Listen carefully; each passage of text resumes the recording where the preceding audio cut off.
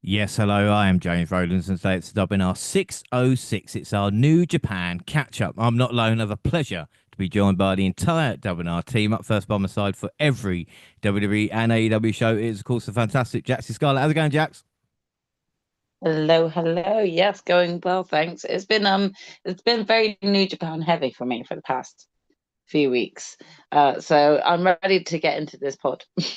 Yeah, I don't think a lot of people know. I mean, we pull the curtain back a little bit. Is obviously, I think we did, our last show was maybe about 3 weeks ago, and then I was like, okay, now you have to Yes. catch up with 3 months of Japanese wrestling in the next three Yep. weeks. I mean, what people do have to realize about that is sadly some of because there's four of us, sometimes our schedules don't always align. So it's kind of ended up getting it this way because of that. But we're here now. We're here now. So, you know, Yeah, we're gonna get it done. Yeah. yeah, Up we're next, gonna go. up next, our resident NXT expert and New Japan demigod, and of course AEW toxic fan house. And easy for me to say. It is Monty. How's it going, man? I'm just gonna keep adding to that name so you're gonna get harder and harder. Just by this time next year, we might have a couple more nicknames. We'll figure it out. I'm excited to be back. You already know what it is. Monty G back again after talking about NXT the other day. That was fun. It's good to finally kind of get back in the swing of things. I think what was hit on earlier was perfect. We live in li we got lives, unfortunately, y'all. I know that may not be what is best to keep this show going in a timely manner always, but things happen, things come up, things change. So just glad that we finally get to run through all this now and get back on track. Yeah, without a doubt. And last but by no means least, well, it is the World Cup. So I thought, and luckily, because we're recording this on a Monday, England are still in the World Cup, so I can still do this song as well. Because that was one of my panics during the Oh Mexico match Lord. last night. Yeah, I was like, it's going to be such a depressing pod if they don't, but they did. So here we go. Last but by no means least. Well, they thought it was all over, but it only just begun. The cup of feast and promise in the land of the rising sun seemed a million miles away. And one thing's for sure, the talk begins of 66 because we haven't found a cure. Send an SOS, a country's in need. She's a man, she's got a plan. We found our Super G. A nation reunited and England come alive. Harry Kane is captain and Gina makes it five. We're on the ball. We're on the boat. We're on the boat. We're on the boat. We're on the boat. We're on the boat. We're on the boat. We're on the boat. Yes, it's James to Gay, Gay to O'Reilly, O'Reilly to Rice, Rice to Stones, Stones to Saka, Saka to Kane, Kane to Gina. It's a goal. Yes, it is. She is on the ball. It is Gina. How's it going? Hey, I would get that hat trick too. So here I am. I know. How's it going? It's been a while, hasn't it? And we're back doing Japan. Yeah, it seems really alien to be back doing New Japan.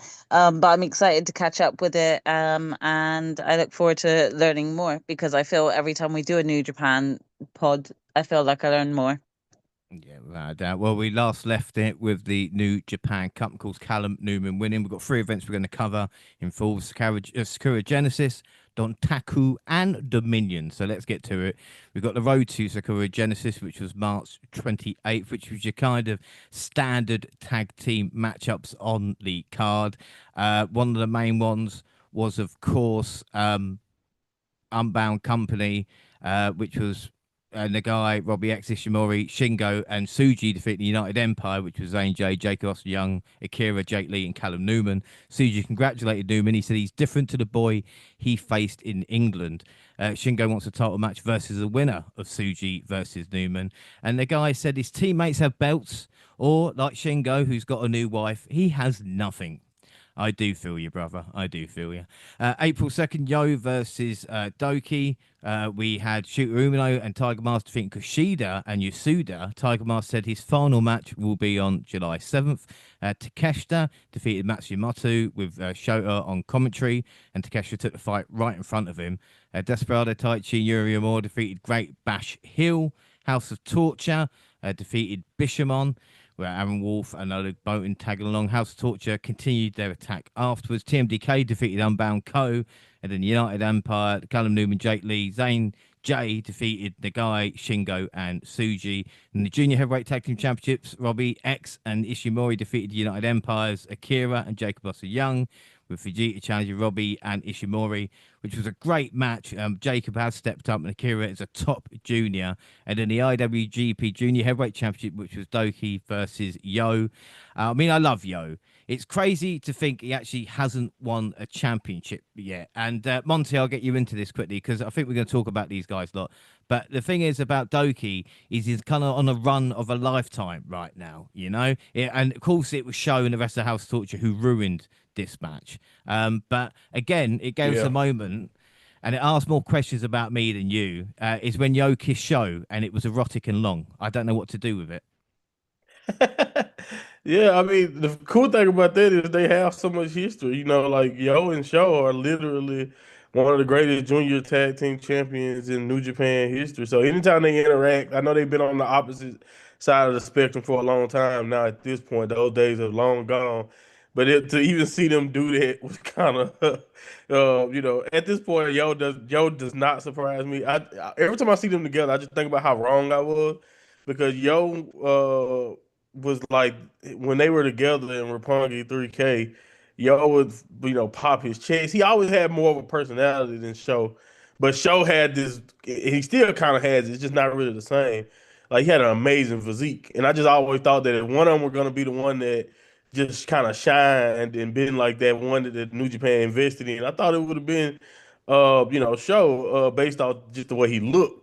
But it just shows you sometimes it's about that personality, and just sometimes it's about being able to just reach and go where others won't. And this is a great example of Yo is a perfect example of someone who I think have always just went above and beyond and went where others just wouldn't dare to do. So I can't really explain why the crease was so erotic. I don't know what they got up to when they were attacked. Even maybe Yo was trying to get some of that old Show back and get him to remember the bond that they once had. But I don't know. Either way it go, I'm not mad at it. But I will say that the funny thing about the great thing I love about this match is that this was not too long after.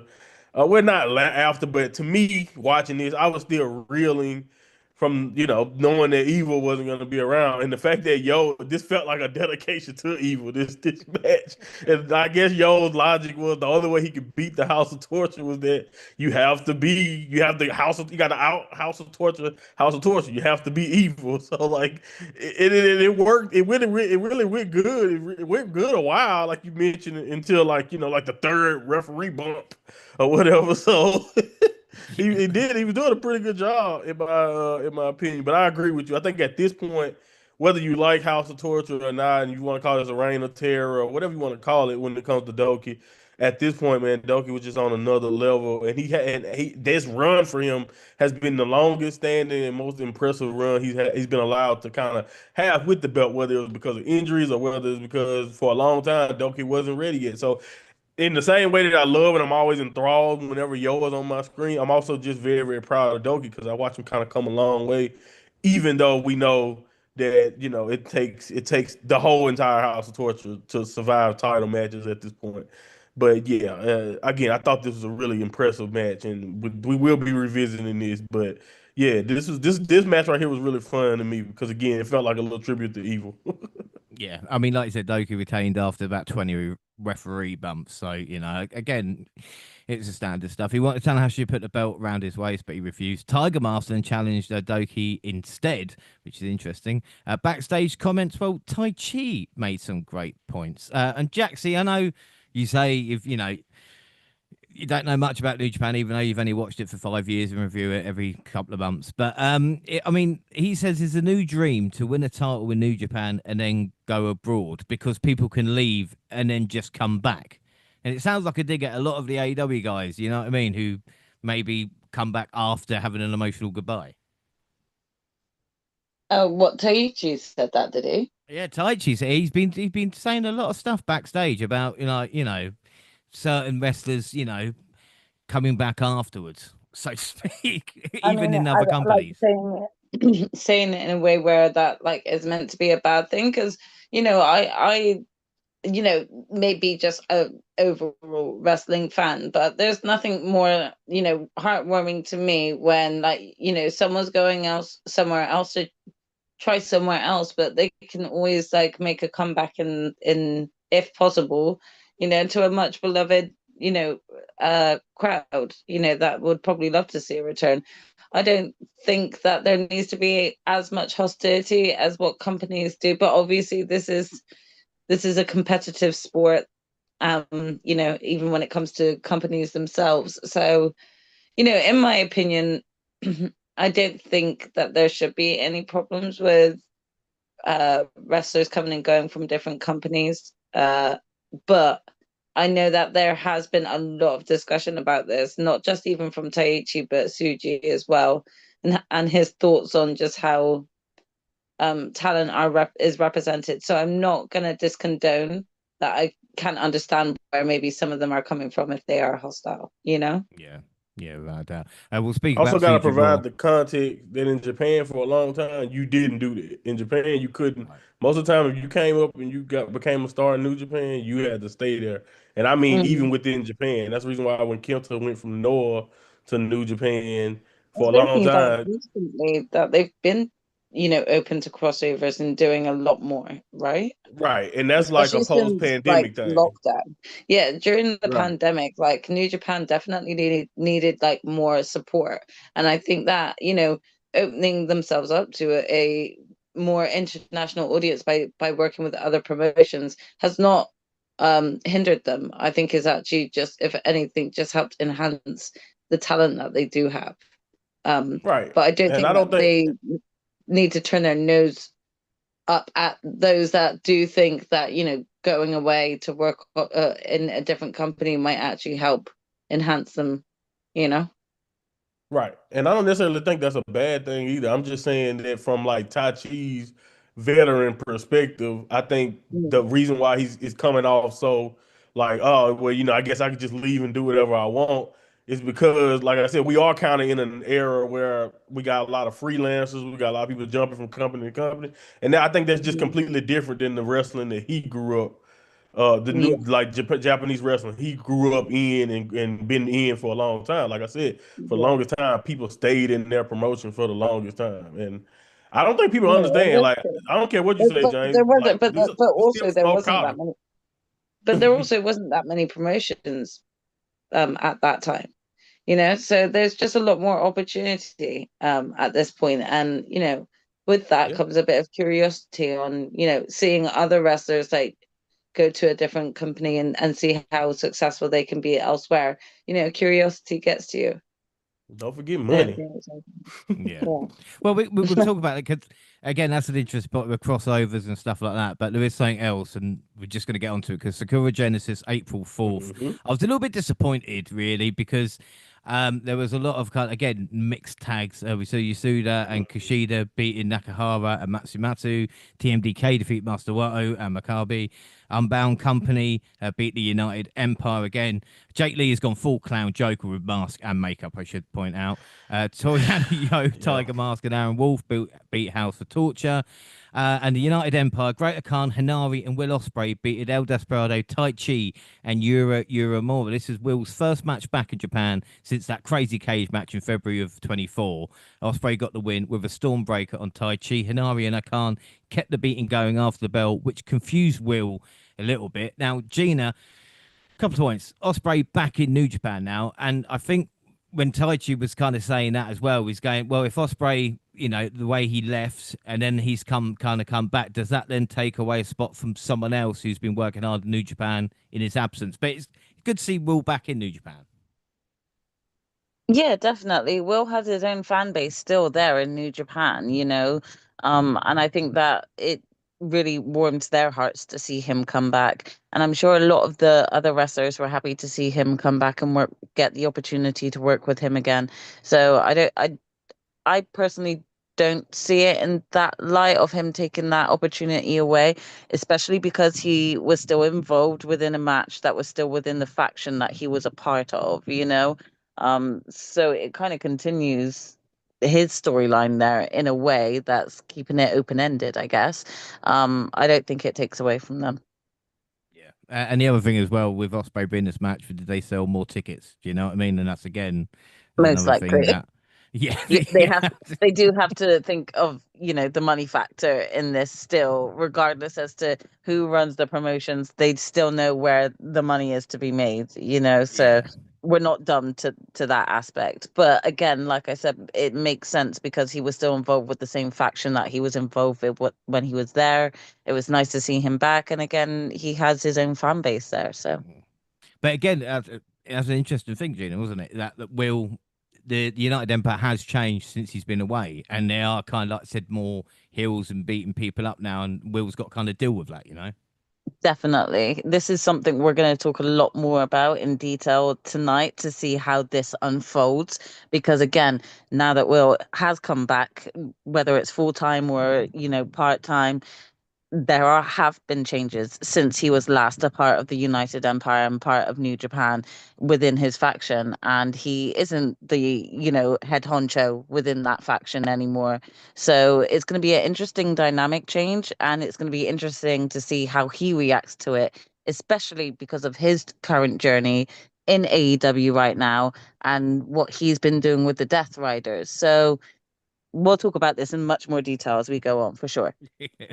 Right now, never openweight six-man tag team championship. Yoshihashi, Hiroki Goto, and Oleg Bolton beat the House of Torture, Chase Owens, Takahashi, and Ren Narita to retain the belts. Thank fuck.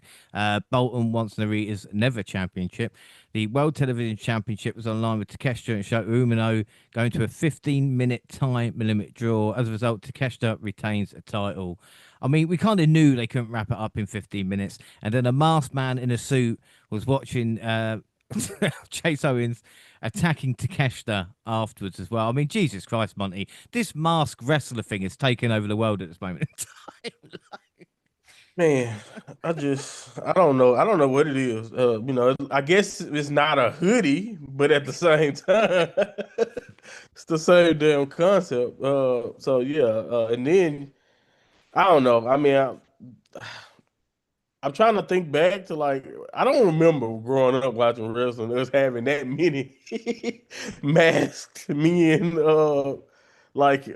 conspiracies. I'm sure it happened every now and then. I don't remember as many. Like I swear, just in us doing this show together, James, in the last 5 or 6 years, I'm sure we've had over 5 to 10 masked or hooded men. Yeah, Austin So Theory's been three of them, I think. right, exactly. So I hope I mean, I guess New Japan had to do it at some point because every other company, major organization, have tried it. So yeah. But the fact that it's Chase Owens doing the beating is just like, okay, oh well. Yeah, I mean, Yeah, it you just shows somebody got you. to put over Chase. Woo. The IWGP Tag Team Championships, Knockout Brothers, Oscar and Yuta Ice beat TMDK, Rhea Oiwa, and Zack Sabre Jr. The majority of this match was about Great Oiwa match. and Ice. Was the one to put Yuta was the one to put Roy down in a great match. I hope they clash again in the G1. This was the fifth defense of their tag gold. Yuta cut a great promo about talking about how tough wrestlers are and a connection Hmm? with the crowd. He mentioned raw emotion and he called out Bishamon, but Hanari and Akana arrived before them. They want the gold. Gotta got the mic. He wants to sample the pro wrestling high. He said they'll beat Akana and Hanari and then take down the champs.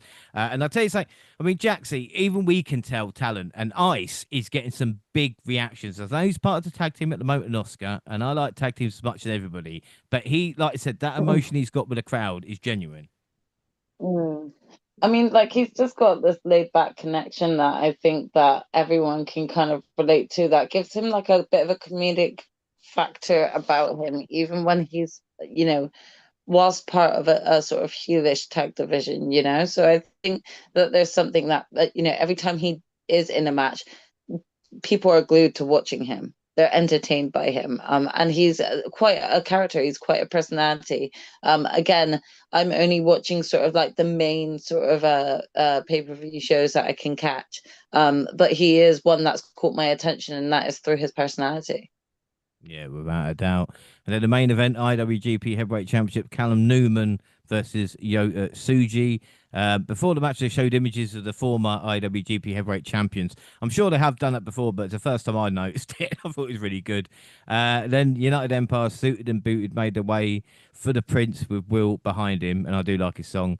Callum wanted Ospreay to stay ringside. Tsuji brought his smile. And as for the match, well, Newman took a six stomp to the outside. Red Shoes took a stomp.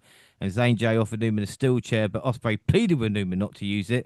Tsuji unleashed a Gene Blaster amid the kerfuffle while Jay and Ospreay loudly argued. Newman survived the Destroyer and a Gene Blaster.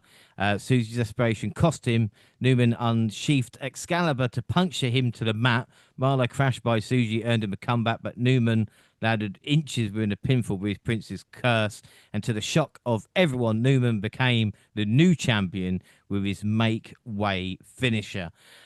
Before I talk about the post match, just talk about the match because Gina, again, it's not often kind of New Japan surprise me because I think they're the most kind of like steady of the wrestling that I watched so this week. But I thought this was a real shock for Newman to get the win. Yeah, definitely. Especially because Newman's quite young. And don't get me wrong, I'm not saying because he's young he shouldn't be getting the belt. But one thing I've kind of learned about New Japan as I've started to watch it is it's the long game that you have to play to get the rewards, you know. And I don't know, I just thought this was a great upcoming showcase for Callum Newman to show that he can be up there in that title picture, but Suji would ultimately get this win. I was clearly shocked and mistaken because that didn't happen. No, credit. I mean, credit to Newman, not only winning the New Japan Cup, but like I said, becoming the youngest IWGP champion of all time. After the match, Newman and Ospreay embraced. We got a masked man in a jacket assaulted Yota Tsuji and revealed himself to be Gabe Kidd with an AEW shirt. Shingo came to Tsuji's aid, but Kidd laid him out and then left with the global heavyweight title. Shingo rolled into the ring, humorously slid in and out of the ring until he snatched the microphone. He issued a challenge for the belt and left nursing his neck. Newman had the chance to celebrate, which he did by telling the crowd to kiss the crown, posing with newly acquired spoils. He and the United Empire posed to end the night. I mean, Monty, that's just what you want. Gabe Kidd to come back with an AEW shirt. But again, I think it was Newman, but they were telling other story during this as well. Yeah, I was definitely, I want to say shocked seeing Gabe. It was more so just like, okay, why are we doing this? I'm not really, again, not really opposed to Gabe because I do, like I mentioned when he was full time in New Japan. I do think he kind of exhibits, like, you could tell he was a guy who was brought up in their dojo system. Like, just everything about him is just kind of perfect for his role when he's there. But, like, again, once you leave and you go to New Japan, I mean, go to AEW, I kind of expect you to be gone. But so from like a mainstream, like just from a medium level, I was a little bit shocked, but at the same time, I was like, okay. I'm not, I do think it's kind of like that was like this kind of fast to be attacking. The man just lost his title. So it's like that was fast. But I did remember, like, if he did have like a rival of that on the during that year that he complains about, giving everything he could to this to New Japan. He complains about he gave everything that he could to them over that year.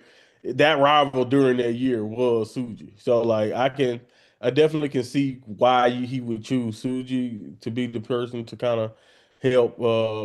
Maybe that's make the biggest impact. But again, it was really interesting, and I think again I was just waiting to see what that meant. Like, because I still didn't necessarily know why we were doing that. But when it comes to Callum Newman in the match one again, pretty really good match. I thought the dynamics of even having Will out there and the drama of just like trying to make him do the right thing in a sense, which we all know. I don't know how much wrestling you guys have watched, but I don't know how much longer I don't know how much longer we're gonna be able to just keep trying to tell him to do the right thing, especially when these are the results of kind of doing it his way because he's still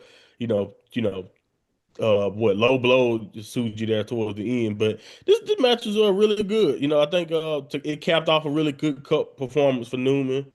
I didn't really, again, I was shocked because I didn't expect them to go away from Suji this fast in his first run with the world title. But at the same time, if you've really been paying attention, and I know, like James, you know it, we kind of talked about this as he was kind of growing into this snobbish and, very, very egotistical character. He's been bubbling underneath the surface for a while now. Newman has. So, usually they make a big splash, they win the New Japan Cup. I was definitely assuming this was gonna be more of a Zack Sabre Jr. type of thing, where you win the New Japan Cup and then but you just can't get over that hump and win the world title that soon. But they did it, and at the time I was of two minds. I was one mind, I was like, I felt bad for Suji because I kind of wanted him to run with it, but at the other time I was like, I'm not too mad at Newman being on top, because that also signifies something different and something fresh in a sense too. So it's like it always kind of depends on where we're going, in my opinion. So at this moment, I thought, okay, at the very least, this led to headlines. It led to people actually, oh, okay, wow, New Japan, because that's kind of how it goes. Because they're such a formulaic, in a sense, type of decision making base. When they do something that's different, you know, it really does, leaves a marker on you. So but you can't tell. To me though, James, and I don't know about you. I don't know how you care. I know New Japan does this all the time with Shingo asking and I don't mind Shingo asking to be next, so to speak. I just think that when you have such a big momentous moment for somebody like Newman, all the Gabe kids stuff and all that, like that was very overbooked. Like I don't know why we do it. I don't know why we need to do that now. Like I'm not saying don't bring Gabe back. I'm not just trying to do this because it's Gabe. I'm just saying after a guy climbs the mountain and literally, cashes in on the big cup tournament you just had and become world champion, we shift the focus off of him, then have to wait for Shingo to gather himself because he got a cell getting beat up to get the shift the focus back to the world champion. But again, it was great imagery though. I love seeing the whole entire empire with Newman there. If I'm Zack Sabre Jr., I am kind of annoyed though because they made him wait a long time compared to Newman. So if I'm Zack, I'm like, what the hell was the difference with me? Like, why did I have to wait so many years to get over that mountain? And Newman just comes in, like the prodigy that he is supposed to be, and becomes a champion. But again, I was very optimistic leaving this show, so I couldn't really ask for more after that result because I thought the match was great and I was excited for Newman. Yeah, I'm not going to argue about, like I said, an Englishman winning the IWGP Heavyweight Championship. Great moment for Of him, if course it not. was a little bit overshadowed. Backstage comments, Jake Lee will see how things play out. Ishimori promises to take down Akira. Shingo will watch the main event closely. That was early in the night, obviously. What Doki thinks is law. He promises he will be Tiger Mask's final chapter. What fucking threw me, though, was Tiger Mask was the first to be junior champion in this incarnation. Yep. And what's the I just don't how it's just how old do you know what I mean? It's incredible. Like Six time oh junior my word. champion, man. Six-time junior champion, two-time tag junior champion. That's what I'm saying. New Japan is the only place where you just got walking, living legends in the twilight of their career.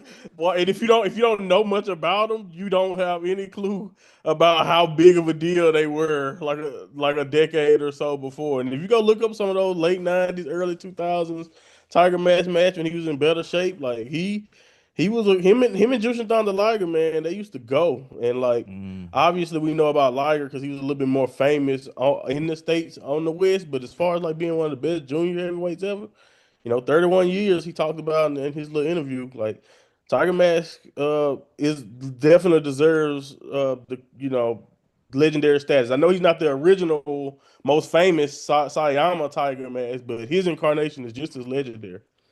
Without a doubt. Tai Chi says Will outranks him, but he doesn't like outsiders cashing checks. And he wonders if he's useless to management. Oh, calm down, Tai Chi. You'll be all right. Oh, You're so my Mopey King. Oh, I love Tachi so much. He's so sad. Uemura said it's all about New Japan and Will is an outsider. As for Will, he said he loves this arena and 6 years ago he created the United Empire. He wants the trios titles. Hinari must be confused as shit as well. Does he know Will's joined AEW? That's my only question. They want the tag titles as well.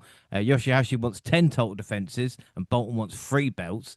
Shota says that it's not a draw. He lost, but wants to do it again. Takeshita is upset he couldn't win, but he says Umino is tough.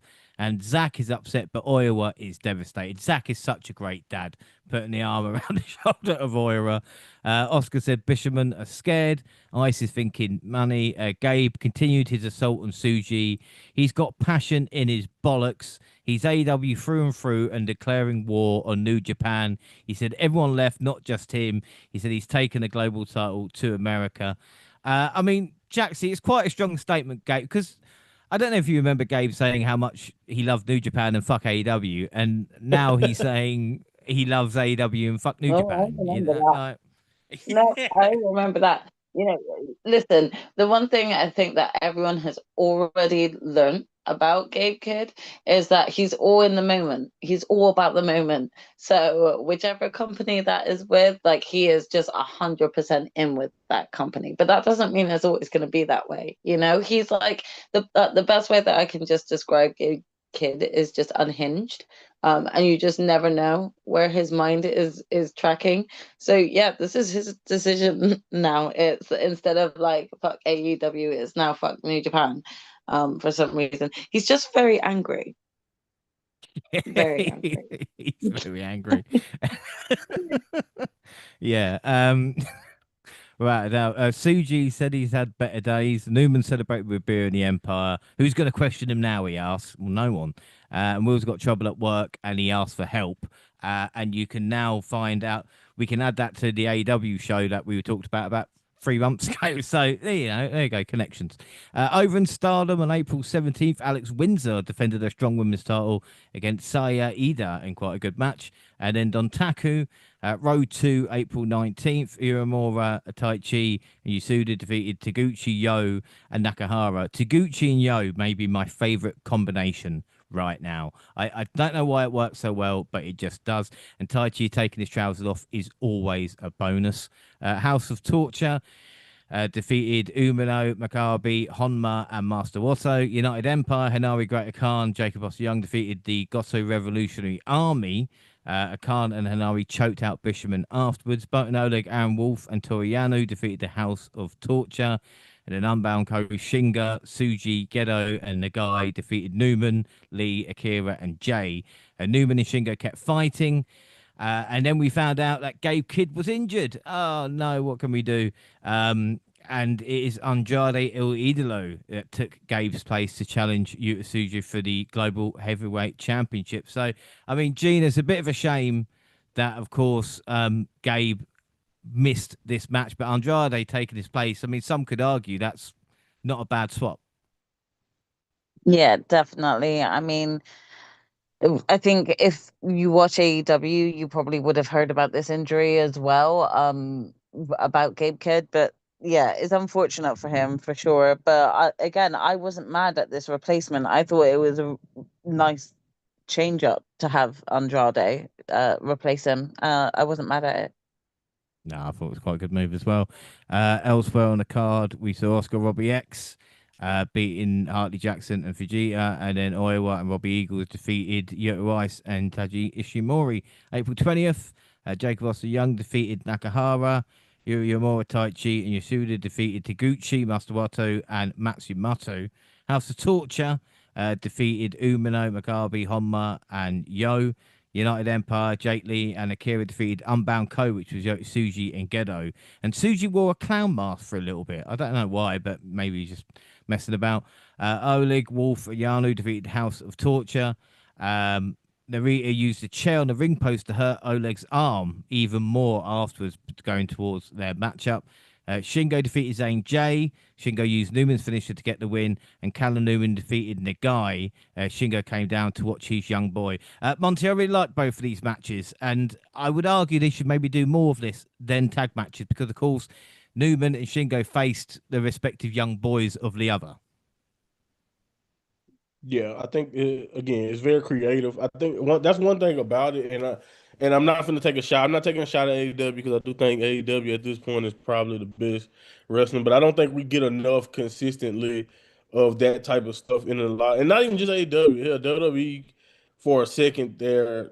I don't know about now, but they definitely had a lot of factions going on, and like both companies have done it. And I don't think we get, like I said, I don't think we use the factions creatively enough. Like a lot of times, it just end up being generic tags or whatever, whatever. But this was a very creative way to kind of use the, and I do think New Japan, because they have faction year round and basically for the last decade plus, for everybody's been factioned up.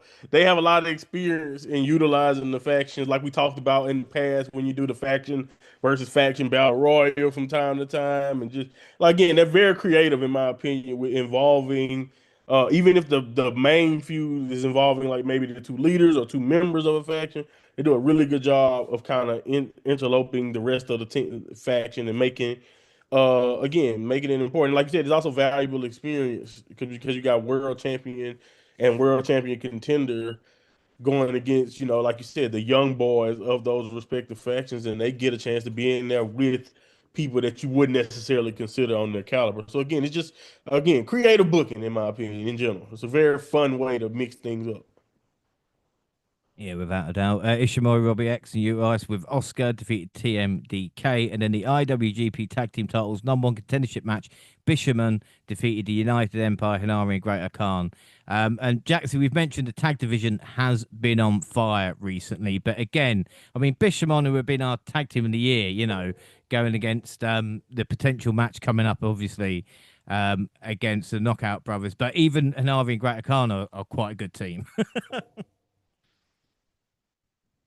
Yeah, they've been like definitely dominating a lot more in terms of United Empire. I mean, but you can't deny that Bishamon really are just kind of teaching these young boys, you're gonna learn today. Because some of their matches, it just shows they have not, stepped out of touch, and nine times out of ten, they are the ones coming out on top. They are by far one of my favorite, probably if not my favorite, New Japan Wrestling tag team in Bishamon. So it's kind of been exciting even just to see the likes of like Yuto, Ice, and Oscar, like and how well connected they are within the tag division as well. You can see some real genuine tag teams that are building quite nicely and strongly within the tag division of New Japan, building it up and building that strength where there probably was a bit of a loss. Yeah, without a doubt. Backstage comments, Taichi was upset he wasn't picked by Suji. Shingo gave credit to Zane J, but Newman was not that impressed with Nagai. And then April 24th, another Road to show. Taguchi Yoshida defeated Makabe and Honma. United Empire, Hinari Great Khan and Jacob Oscar Young defeated the Goto Revolutionary Army. Umino, Tiger Mask, Yo, Masawato, and Toriyano faced the House of Torture, Chase Owens, Doki Show, Kanamura, and Dick Togo, and that went to a draw. TMDK defeated Unbound Co, which was Ishimori, Robbie X, Suji, and Gedo. And another Unbound Co grouping of Shingo, Urias, Oscar, and Nagai defeated Callum Newman, Jake Lee, Akira, and Zane J. Yuri Amore, Bolton Oleg, and Aaron Wolf defeated House of Torture. And Yuri looked like a true star. And again, weird comments. And we talked about Jake Lee, right, who actually had a great interaction with a little girl. And Gene, I don't want to get too deep here, but Jake Lee said, "Mask allow us to be free and show us the personality we want by not being seen by the outside world." Deep, isn't it? It is kind of deep, but you're probably asking the worst person here because I grew up fearing clowns. So I'm okay now. I've kind of gotten over it, but I still feel a little bit uncomfortable with like certain clown presence, So uh, I get the expression, but I also can understand if people find it creepy and can respect it. Yeah, without a doubt. Yuya's first watch wrestling match in the same place he was wrestling in his hometown. His dream is not to be a pro wrestler, but the light for the New Japan and be the best ever. He said the friend who took him to the show was there today to watch him. He saw neighbours and friends as well. Which, again, Monty, sometimes New Japan do something like this, which is really nice, especially for you. And again, at least he hasn't got big aspirations. Right. Yeah, definitely. again, it's hard to fall. It's hard to look down on yourself when you're reaching as high as he trying to reach. You know what I'm saying? So I give him that. Like, if he falls short, he still might be the second greatest wrestler of all time. So that's a pretty good, pretty good goals to have, if you ask me. But yeah, I mean, I think that's another thing that's underrated about New Japan. I mean, I know it's not always helped. First of all, because the United States is just huge, but second of all, it's just not really ever been that important. Especially, I can specifically speak for WWE. I think AEW does it a little bit better, but they're also young, and like I said, the stakes is pretty big. So you got a lot of people saying, well, like for example, Darby will be whenever they in remotely in close to Seattle, they in Darby Allen land. Even though if you look at where they are, they like 3 hours from where Darby is actually from. But that's just kind of how the USA is. But in New Japan, you literally have a lot of these people touring in these arenas, these same arenas where they were watching some of the greats, who was in New Japan in the past, come to their town, and like these literally these perfections and these fixtures can be like I said at one time where Tai Chi was in his hometown wrestling the show and took a train literally back home right after the thing. It's like they literally can do that, and I think sometimes we don't get that a lot. That's another unique thing that's kind of unique to New Japan, to where they can literally be around the block from their home or their childhood home, and and like seeing people they grew up with, watching them wrestle now. So it's really really cool when you get that little bit of insight into a performer, but it's also just again something in my opinion outside of the format that just makes New Japan very unique. Yeah, without a doubt. We move on to New Japan's Wrestling Red Zone on April 25th. There was two tag team title matches on the night. Matsumoto defeated Nakahara on the pre-show. Masato Yo, Toyano, and Shota Umino defeated House of Torture.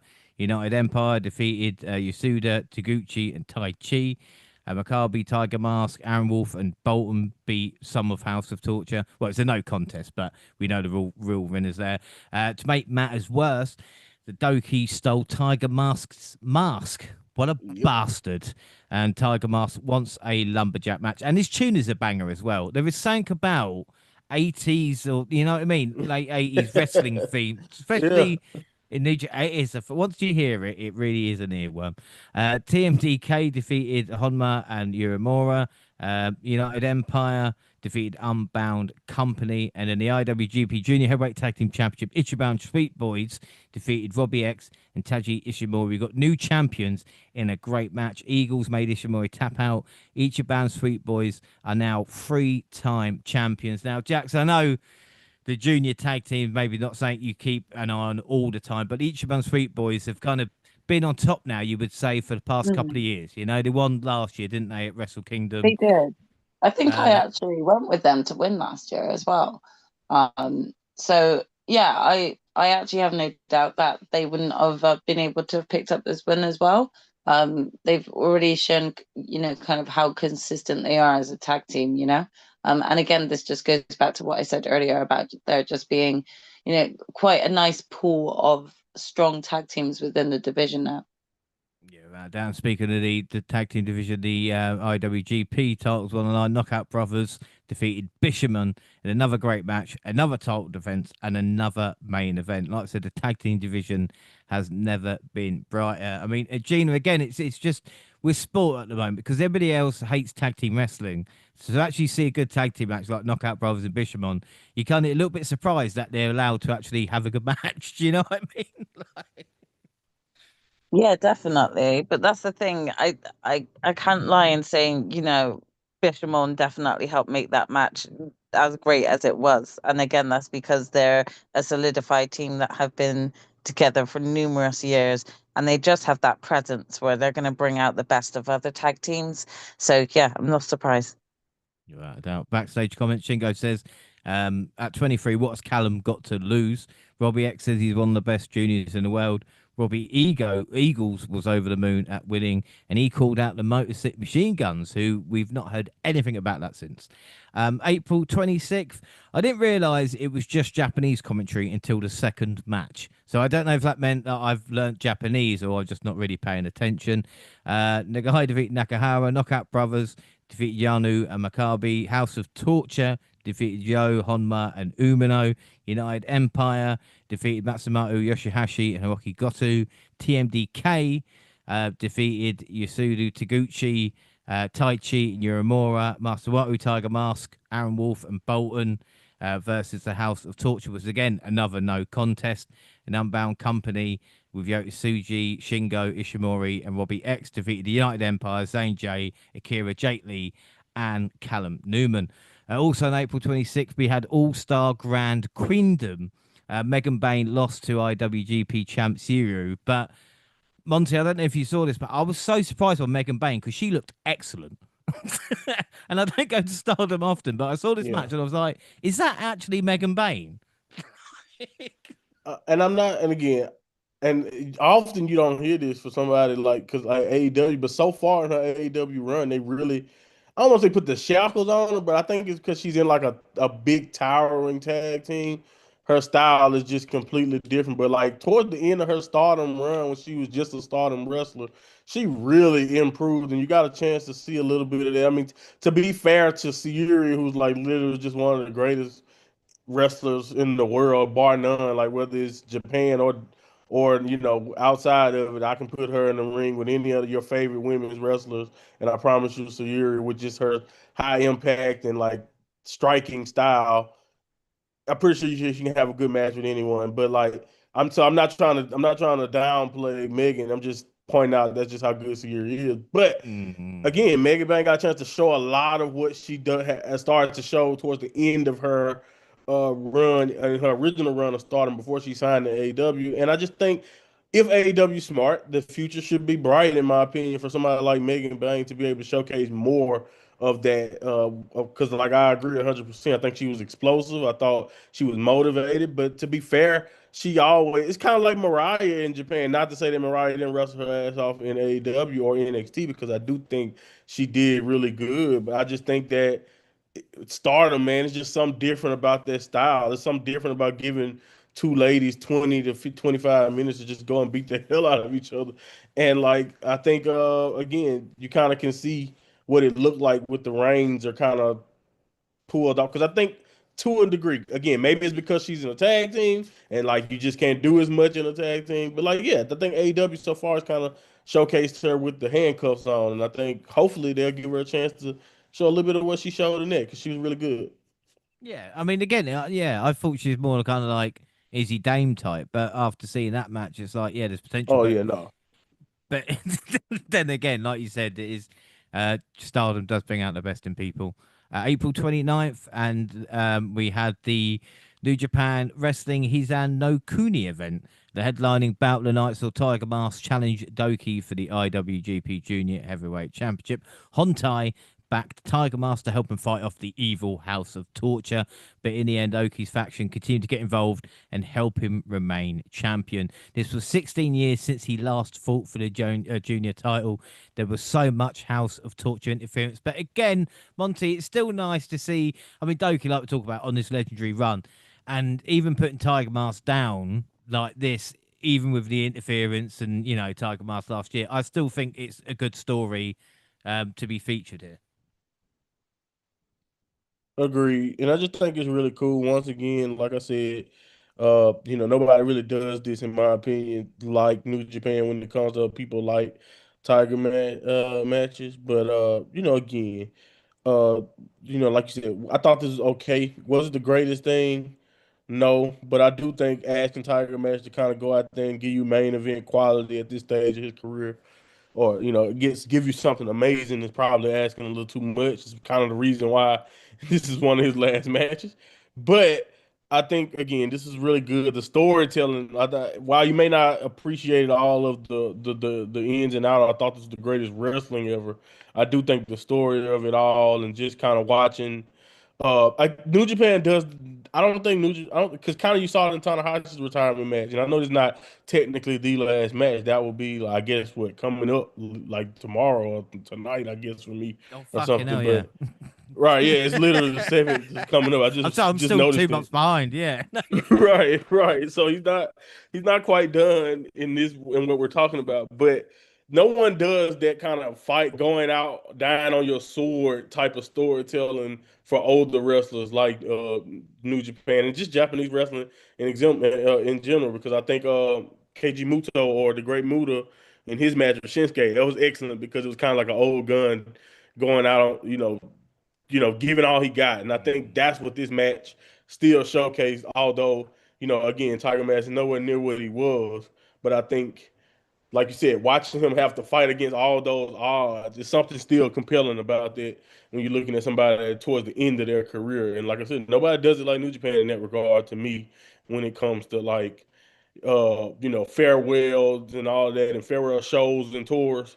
You tell me a promotion better. Like I promise you, if John Cena was a New Japan wrestler, we wouldn't have had any problems with his tour. I guarantee it. Without a doubt. Also on the card, United Empire, Zayn Jay, Akira, Jake Lee, and Callum Newman defeated Unbound Company, Robbie X, Ishimori, Yotsuji, and Shingo, with Newman laying out Shingo afterwards. Backstage comments. Shota paid tribute to Tiger Mask, saying he was friendly to him when he was young, but didn't play catch. Well, you just fucking get over playing catch now, all right? Vegeta was pissed with Master Watto. I didn't know really what he meant, but if you go see what Master Watto says after most matches, it is basically the same thing. So again, I can maybe understand the frustrations. And Doki says that he does want to be in the best of Super Juniors. So we move on May 3rd, and it is Don Taku, and we had two nights. Great. We had Master Wato Yo Toriano defeated Nakahara, Taguchi, and Tiger Mask. Knockout Brothers defeated Yasuda and Honma. Honma's tag team quest continues. He wants to win the tag team titles somehow, and he's trying to find a partner, which is quite funny. Mystico, El Desperado, Taichi, Uemura defeated TMDK. Mystico and Despy challenged the tag champs afterwards, and the match was made for night 2 with the titles on the line. If it goes wrong, we can just blame Robbie Eagles. And the United Empire, Great Khan Hanami and Will Ospreay defeated Masamoto Yoshihashi and Hiroku Goto. The finish was incredible, both in the execution and in the consequences. We saw Great Khan bounce Masamoto's head off the mat multiple times. It was a sick looking finish, tapping into the guttural violence that we talk about. And Ospreay's reaction was perfect and grounded in reality, and he was horrified and questioning whether it was necessary. But again, this is the problem, Jaxie, as we mentioned. Will's gone back to a different United Empire, and they are more vicious now, aren't they? It's kind of like a self-reflection of what he's kind of going through with AEW, in my opinion. In terms of, like United Empire have grown into this more aggressive heel type faction, like really just kind of like taking dominance for themselves, thinking highly of themselves and thinking that they deserve better, they know better, they're doing better, and Will either has to conform to it and join it, or he needs to break away from it. I mean, especially with him like constantly teaming up in New Japan at the moment, and not just outside of AEW, just inside of AEW sort of performances when they come over. Like, it's kind of interesting because of obviously this turmoil he's got with the Death Riders then, and for a long time the Death Riders have been a heel faction, but as of late, they're even questionable as to whether or not they could be really considered heel, even though they use heelish tactics, so yeah, I feel like Will's getting it from both sides. But I do think they need to sort that out, a little bit of understanding, because like I said, Will's part of the United Empire in Japan and the Death Riders in AEW. Gabe's Yeah. part of the Death Riders in New Japan, but just part of the Dogs in AEW. And Andrade is part of the Don Callis family and the United Empire. Oh yeah, like honestly, that also confused me when I was like, trying to do all this catching up and realize that Andrade was part of United Empire as well. I was like, since when? And this isn't acknowledged between either man on AEW. So Yeah. is that just a stuck in New Japan thing? It's very confusing. So they do need to kind of tidy a lot of that sort of thing up when it comes to allegiances and factions. But I suppose the biggest question it like is, like in AEW, does Will have full allegiance to Death Riders? And I suppose in terms of New Japan, the question here is, does Will have full allegiance to the United Empire? Yeah, without a doubt. Shota Umino and Takeshita defeated Takahashi and Chase Owens. Someone stole Takahashi's belt backstage, Takeshita's belt backstage. Chase said it wasn't him. And Umino seems to be falling for Takeshita as well. I don't know what that's about. Unbound Company, Nagai, Robbie X, Ishimori, Driller, and Shingo defeated United Empire, Zane J, Jacob Young, Akira, Jake Lee, and Callum Newman. We then saw Aaron Wolf beat Don Farley. I mean, to its credit, the build to the body slam was nice, and the angle slam did look all right. We need to see if he can sink or swim with better opponents. I don't know, but again, Gene, I don't know if you saw that. I mean, Don Farley really shouldn't be wrestling. Do you know what I mean? But again, he took a couple of bumps, and I guess he's happy with that. Yeah, I think every time me and Jack see Don Farley is coming out, we're always in awe at how he's still wrestling at this point, because it looks like he struggles to walk, so it's like, how are you actually still even in a wrestling capacity? But yeah, if he's happy to still take a few bumps, we know that there are a lot of stubborn wrestlers out there who still want to think they've got it. So yeah, we'll give Don Farley his dues for keeping up his stamina to go, but those knees are going to give out at some point. They are. They really are. Never Openweight Championship, when Narita defeated Oleg Bolton. Oleg's elbow has been troubling him. Narita, the champion, obviously focused on this the majority of the match.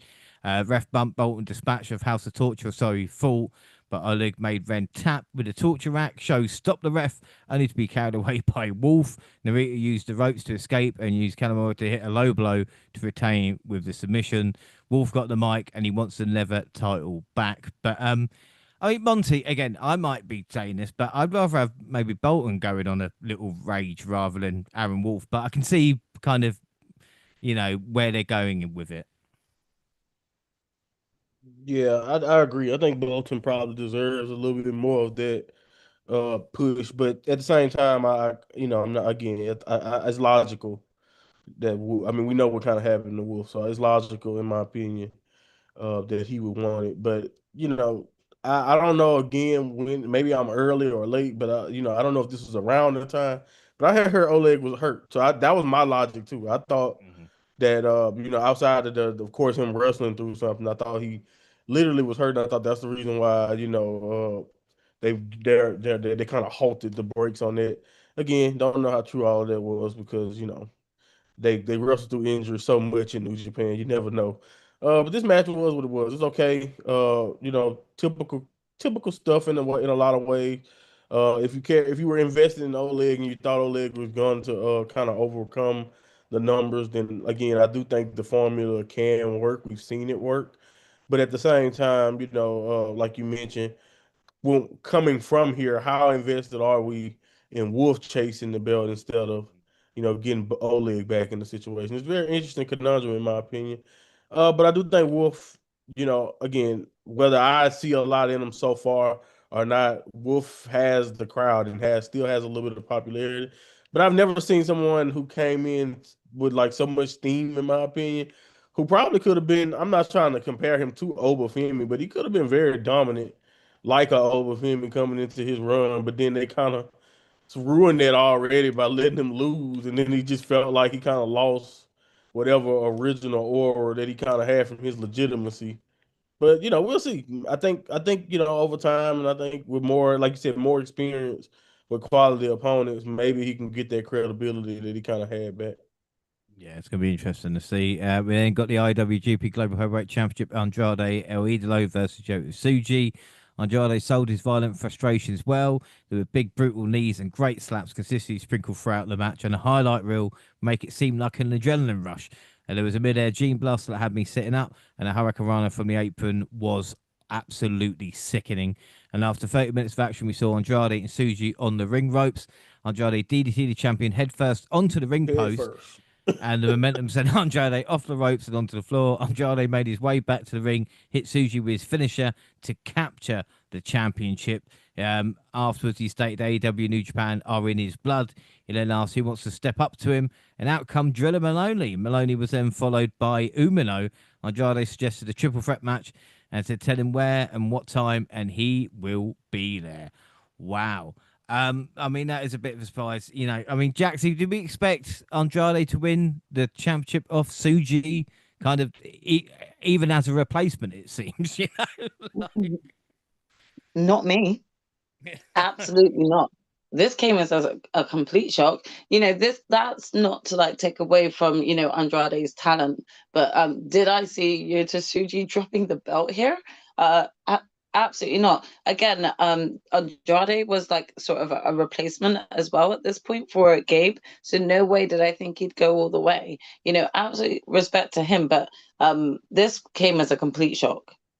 Yeah, it really, really was. And it was even shocking Tsuji lost his last two big title matches as well. You know, Yeah, so it's like, you know, you're losing your touch here, Suji, and you wanted to go on X and chat a little certain to people, but then here you go losing matches. Maybe you should have kept your mouth shut. You might have kept your title. Just saying.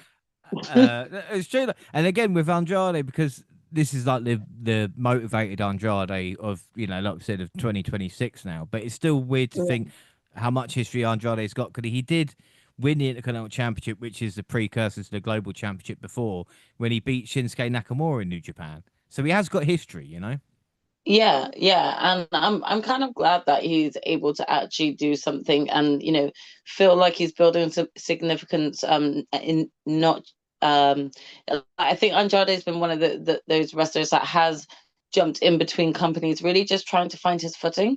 So I felt like this was really good for him, and not just in a way of looking at it like out of pity. No, this is like something, you know, that he probably deserves because he puts on decent matches when actually given the time. So.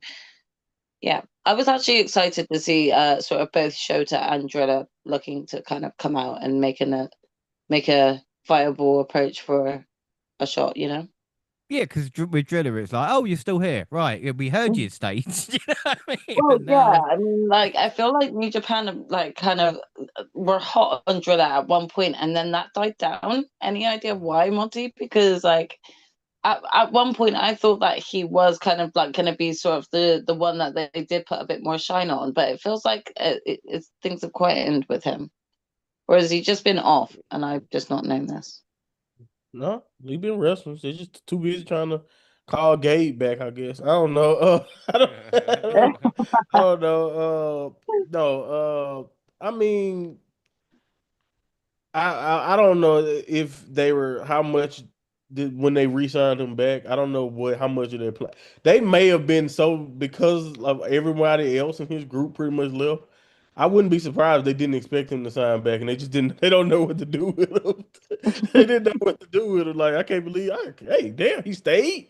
Oh, so I guess we need to come up with a plan. Like that's Oh what I shit, feel what like. do we do? That's what I feel like. That's how they booked him in a sense, if you ask me. To the It point to kind of where feels like that. It actually does kind of feel like that, like they had no direction with him when yeah, they booking. don't really know. Yeah. Like, Yeah. they've had so many people leave, and the whole entire Unbound thing, in a sense, kind of feels, because it's remnants of Lij, remnants of Bullet Club. You know what I mean? So it's like Yeah. all of that kind of feels like they didn't know what to do. So they was just like, all right, well, Driller, you're still here. Let's just plug you into these tag matches because we know you can do that. But so I don't know. Yeah. Hopefully that changes. That changed. But yeah, so far during this, him re-signing, I don't think they've had a plan for him. No, and I had expected him to kind of go more on a singles run after him re-signing, but I was a little bit shocked to see just how much of a sort of like a tag team wrestler he still was at this point. I thought that again, as you said, with so many people that had left, there was a lot more room for um, more singles talent to kind of come up. And Driller was in that, like, you know, kind of vulnerable position where most of his group had left or were injured. So why not go for that push straight away? So, well, hopefully we'll see. Maybe he'll get a bit more of a push in G1. Yeah, we'll see what happens. Backstage comments for the event. Taguchi was beeped more than I've ever seen for any Japanese wrestler. I've no idea what Taguchi was saying, but it was just beep, beep, beep. Takeshi doesn't know where his belt is. Driller made a great point. He says Umino keeps getting great opportunities, but he hasn't had one singles match for a championship. He said he's staying in New Japan to become a legend.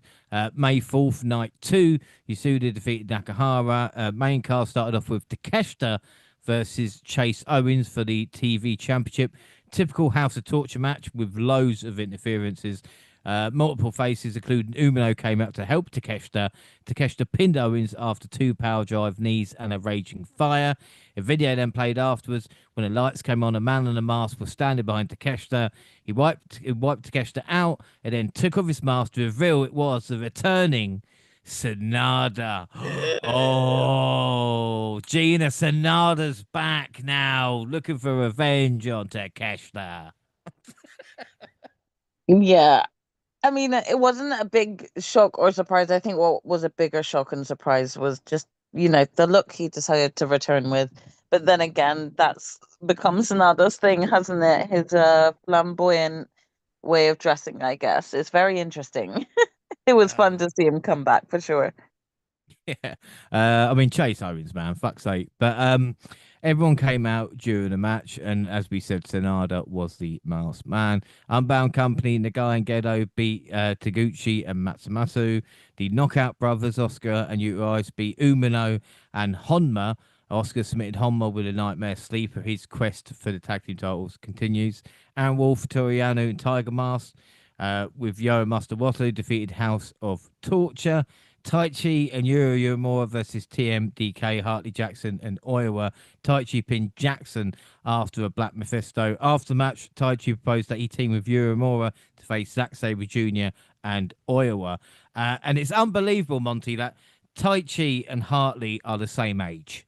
Because they get, and I know Taichi's a veteran. I'm not having to go at Hartley. I'm just saying maybe, the Japanese diet is better. I don't know how you say that and not have a go Hardly. No, I do agree with that. I've been marveling. That's one thing as a New Japan fan. I've marveled at pretty much the whole decade I've been really watching is like just how great when you look up some of these people's age and you look at what they're able to still do physically, and I'm just like, wow, what the hell are they feeding us over here and in the rest of the world versus what they feeding them? Like some of the skin and quality. Don't get me started. This might be the only podcast where you see me complimenting wrestlers' skin quality, but Japanese wrestlers are just different, man. But yeah, I wouldn't. You couldn't if you didn't just say it, I wouldn't have guessed it either. Though that's one thing I will say. If you didn't just say that, I wouldn't have guessed it either. Up next, Unbound Company, Driller Maloney, Robbie X, and Tajish Mori with Yotsuji faced Akira, Jake Lee, Jacob Ross Young, and Zane J. Suji pinned Jay. I say pinned him with a Boston Crab. Probably made him submit then. TMDK, he might have pinned him with a Boston Crab. Who knows? TMDK, Bobby Eagles, and Vegeta versus El Desperado and Mystico for the IWGP Junior Heavyweight Tag Team Championships. Mystico and Desperado got tandem submissions, with Vegeta and Eagles ended up tapping out at the same time. This was quite a surprise to change hands so quickly because, Jackson, we just talked about these Japan Sweet Boys, and they've just lost to Mystico and El Desperado in a shock. Yeah, that changed hands really quickly for me, especially because I was trying to watch stuff consecutively. So I was like, okay, well, that was a quick run. I was a little bit shocked by that. Well, especially when it's like Despy with Mystico, you go, oh, Mystico's got other commitments, and no, they're going to put a dart on him. Well, I was just wondering, like, what was the whole point? Like, was there actually a direction that they were going to go with the Ichiban Sweet Boys, or were they meant to be just placeholders for a couple of weeks? Because, yeah, it just felt a little bit like redundant as to why you would have even bothered put the belts on them if you were just going to do this. No, I completely agree. I kind of came out that match confused, like, huh? But they just won it. Yeah, I was the same. Speaking of Mystico did that title, in AEW too, though. So you just got It did. Mystico just It has. always getting yeah, to be belts fair. I out of should not nowhere. be. Yeah, I should not be surprised, especially after Darby's match. I really shouldn't be surprised that other promotions might be picking up this thing of, oh yeah, let's just do that. Just chuck the belt on someone for a week. No, I think Mystico was like champion for like 24 hours as well, wasn't he? The 6-man tag team Yeah, the titles six man with Oh, with Kevin the Knight and dogs. them, and oh then yeah. yeah, Oh my Yeah, gosh, with that was people. how brief. That, and then they that literally was lost how it. brief that was. I That's what I'm completely saying. forgot. Yeah, I completely forgot about that because that's how quick that run was. Well, speaking of 6-man tag team titles, Bishamon with Belton Oleg versus United Empire, Will Ospreay, Hanari, and Great O'Khan.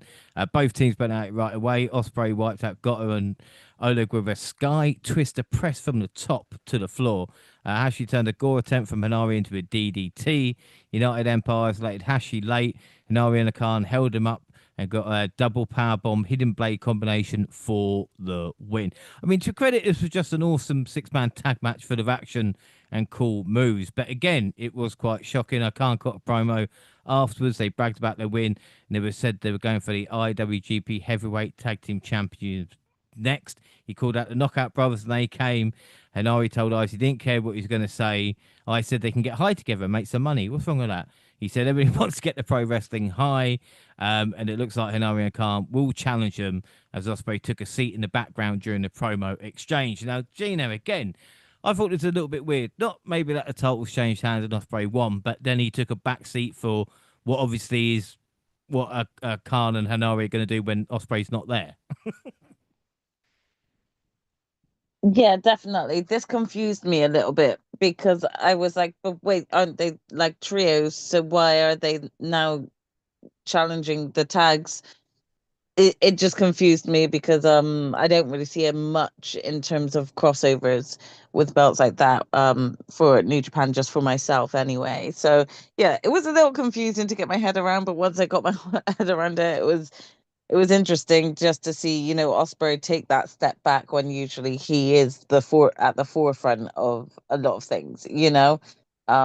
So yeah, again, another thing that I mentioned earlier about just the interesting dynamic that's coming out of Osprey returning to New Japan and not necessarily being the main lead of the faction and just merging it in with the United Empire's new style of how they are now as well. Yeah. No, I thought again, I don't have a problem with Osprey being a champion. It's just how often those titles are going to get defended. So we'll see. We'll see. Main event was Callum Newman versus Shingo for the heavyweight IWGP Heavyweight Championship. The pace was quick during the early going. Newman went for the Oz cutter, but Shingo blocked. He hit a dragon screw a short time later. Jake Lee ran into the ring and went after Shingo, but Suji made the save. Newman then landed Suji with a kick. He hit Excalibur on Shingo for a near fall. Newman then hit Maiden Essex for another near fall. He then hit the Prince's Curse, but Shingo still kicked out, and the fans popped big. They started believing at this point. Will Ospreay came down to encourage Newman after the 30-minute mark had passed. Referee ended up getting shoved by Newman, and he hit a low blow and a Prince's Curse, but Shingo still kicked out. Newman told Ospreay to clear out ringside area. Suji was also ringside. Shingo hit a pumpkin bomber for a near fall. Newman shoved the referee into Shingo, hit him with a low blow, and then hit the make way for the win. I mean, Monty, again, there was a lot going on, but I think this was the story, of Newman doing what it takes to get the victory and Will maybe not being that happy about it. Yeah, I think that dynamic is was very strong in this one. Uh, you know, uh, I think I'm on two brains of it. I do love him, like you said, willing to do everything, the cheating. I think you can make the argument that us having like it's like I think the difference between this and House of Torture is House of Torture's matches they don't even get good before the cheating starts. And I think Newman has kind of found a way to kind of like give you some, like you said, some breathtaking stuff. He also just great heel. Like this is more like a traditional heel way to do it. Like yes, House of Torches are bad guys, but I think the way this cheating is kind of happening is like all right, Newman is cocky, but as his cockiness starts to wane and he can't get it done, then it's like, okay, all right, well, let me let me kick him in the nuts. Let me push the referee. Let me do this. So, and Shingo's just impressive, man. Shingo is still one of the best. I'm still beating that drum, and I don't think he'll ever get another run with the world title. I'm just kind of, I would love it, but I just don't know. Maybe one day, but like I kind of gave up on them ever investing in Shingo, and they probably shouldn't if we're just going off how much young talent they have. But my thing is that Shingo is still, even if you watch this match, I don't see how you can look at it and be like, Shingo's nowhere near world title worthy. Like Mm. those fans didn't believe that, and I think that's what makes Shingo so good is that not only is he still so physical and still so explosive, and can still have great matches like this, he also got those people believing in him to the point to where I one of my favorite world title runs and just like runs to the world title was Shingo's initial world heavyweight championship run. So even though I kind of figured he wouldn't take the belt off Newman, especially in this first defense kind of setting, uh, the fact that Shingo just had put so much emotion into the match and had the people believing that it was a chance that he could overcome it with the way they kind of structured the false finishes. And then Newman is just he's such a he's a great irritant. I think he's like one of the most irritating, you know, cowardly type of heels, but he's not so cowardly that he doesn't seem dangerous. He's still dangerous, still has a mean streak. And of course the ref spot, like one you may not like the ref spot, but I don't have too much of a problem with it. And I think again, it depends on how you look at it because it is some elements to this match that I know a lot of people don't necessarily like all the time in their main events. But I thought the way these were implemented was good, and I think, like you mentioned, the best part of this is the psychology of the Osprey relationship, and it made me kind of want to lean into it more. Especially what they end up kind of signaling towards the post match. You can just kind of see it's evolving. It's getting more and more where we think it may go every time they kind of interact when Will is actually there. So yeah, I think again it's one of the most interesting things that they kind of got going on is that dynamic. But the match itself was great, and I think at one point Newman sat next to Shingo's wife. Like again, just great heel stuff. I thought this was a good defense. Yeah, no, because I think this is the thing, and even with this pod, I think Callum Newman might be overlooked a little bit. Do you know what I mean? And again, it's just because everything else going on and the kind of bigger story. But yeah, I Yeah, think he's been in fantastic. And like I said, the post match Osprey was shown sitting on the apron, not looking too thrilled. Newman was about to hit Shingo with a belt, but Suji got in the way. United Empire got up on the apron, and Newman hit Suji with a belt. Osprey told Newman not to hit Shingo, and Newman told Osprey to do it. He didn't want to do it, and Newman called him Death Rider Billy. Osprey then nailed Shingo with a hidden blade, and he asked Newman if he was happy. Newman got on the mic and mocked Shingo and Suji. He said they were the top dogs in the company, sick of them ruining his moment. He challenged them to a match against him and Lee, and said if either of them can pin him in a tag match, then that person would main event against him at Dominion. Osprey and Newman exchanged a glance, and Newman celebrated. But Jaxie, probably not the best for Callum Newman to do that, is it? Really, like you don't want to give people a chance, and to say like, "Oh, if one of you can pin me," I know it's the arrogance of the champion, but it's probably not best in the long run. Yeah, but I think that this is something that I actually picked up on over the most recent few months, how much more Callum's arrogance has grown. And I've said to myself, his arrogance is going to get him in trouble one day. And he's just not even going to see it. And I think this is where it's actually all coming into play. Yeah, I think you're right. Backstage comments to make us even more confused. Takeshita asked and was accepted as a Hontai member. So now he is a Hontai member in New Japan and he's a conglomeration member in AEW. I'm not sure. Driller said he was upset Andrade replaced Gabe rather than a New Japan talent like Tai Chi or Yoshihashi. I mean, Gina, is that? I mean, again, Andrade did win the title and maybe someone had to replace Gabe, but you can see maybe why Driller and other talent are upset about them not getting an opportunity. Yeah, definitely. Don't get me wrong. I do like Andrade. I like the crossover, and we know that Andrade has expressed he has a lot of respect for Japanese wrestling, and has wanted to work more within their promotion. So it's great for him to get the opportunity. But I 100% can see it from other wrestlers who are more full time on the roster of New Japan, being like, "Hello, we're here. Why couldn't you use one of us?" Rather than somebody from a different promotion. So I can totally understand and sympathize with them in that front too. Robbie Eagles admitted that, yeah, he fucked it. Obviously, put the challenge out and losing. Despy wants to fight Mystico. Newman did thank Shingo, and he asked Will if he's a Death Rider or an Empire member. Will said he started a group and will always be with United Empire. Move on to May 6th. And of course, we had the big main event. We had House of Torture defeating Taguchi and Nakahara. Six-man tag match. Chaos, which is Toriano, Yo, Masawato defeating the Goto Revolutionary Army. Tag match. Junior heavyweight tag team champion El Desperado and Tai Chi defeated Honma and Shoto Umino. TMDK defeated Yasuda and Uemura. Six-man tag match. Strong openweight champion Boltin Oleg, Tiger Mask and Aaron Wolf defeated House of Torture. 10-man tag team match. United Empire, which was Okan, Hanare, Akira, Jacob Oscar Young and Zane J defeated Unbound Company, which utilized Oscar, Ishimori, Nagai and Gedo. And then the tag team match, Unbound Company, Shingo and Yota Tsuji defeated the United Empire, the IWGP Heavyweight Champion Callum Newman and Jake Lee via the Gene Blaster. And Tsuji got the pin. He gets an IWGP title at Dominion. And again, Monty, we're maybe not surprised, but at this point, I was kind of thinking, oh shit, the Newman thing is not a long-term plan, and maybe it never was. Yeah.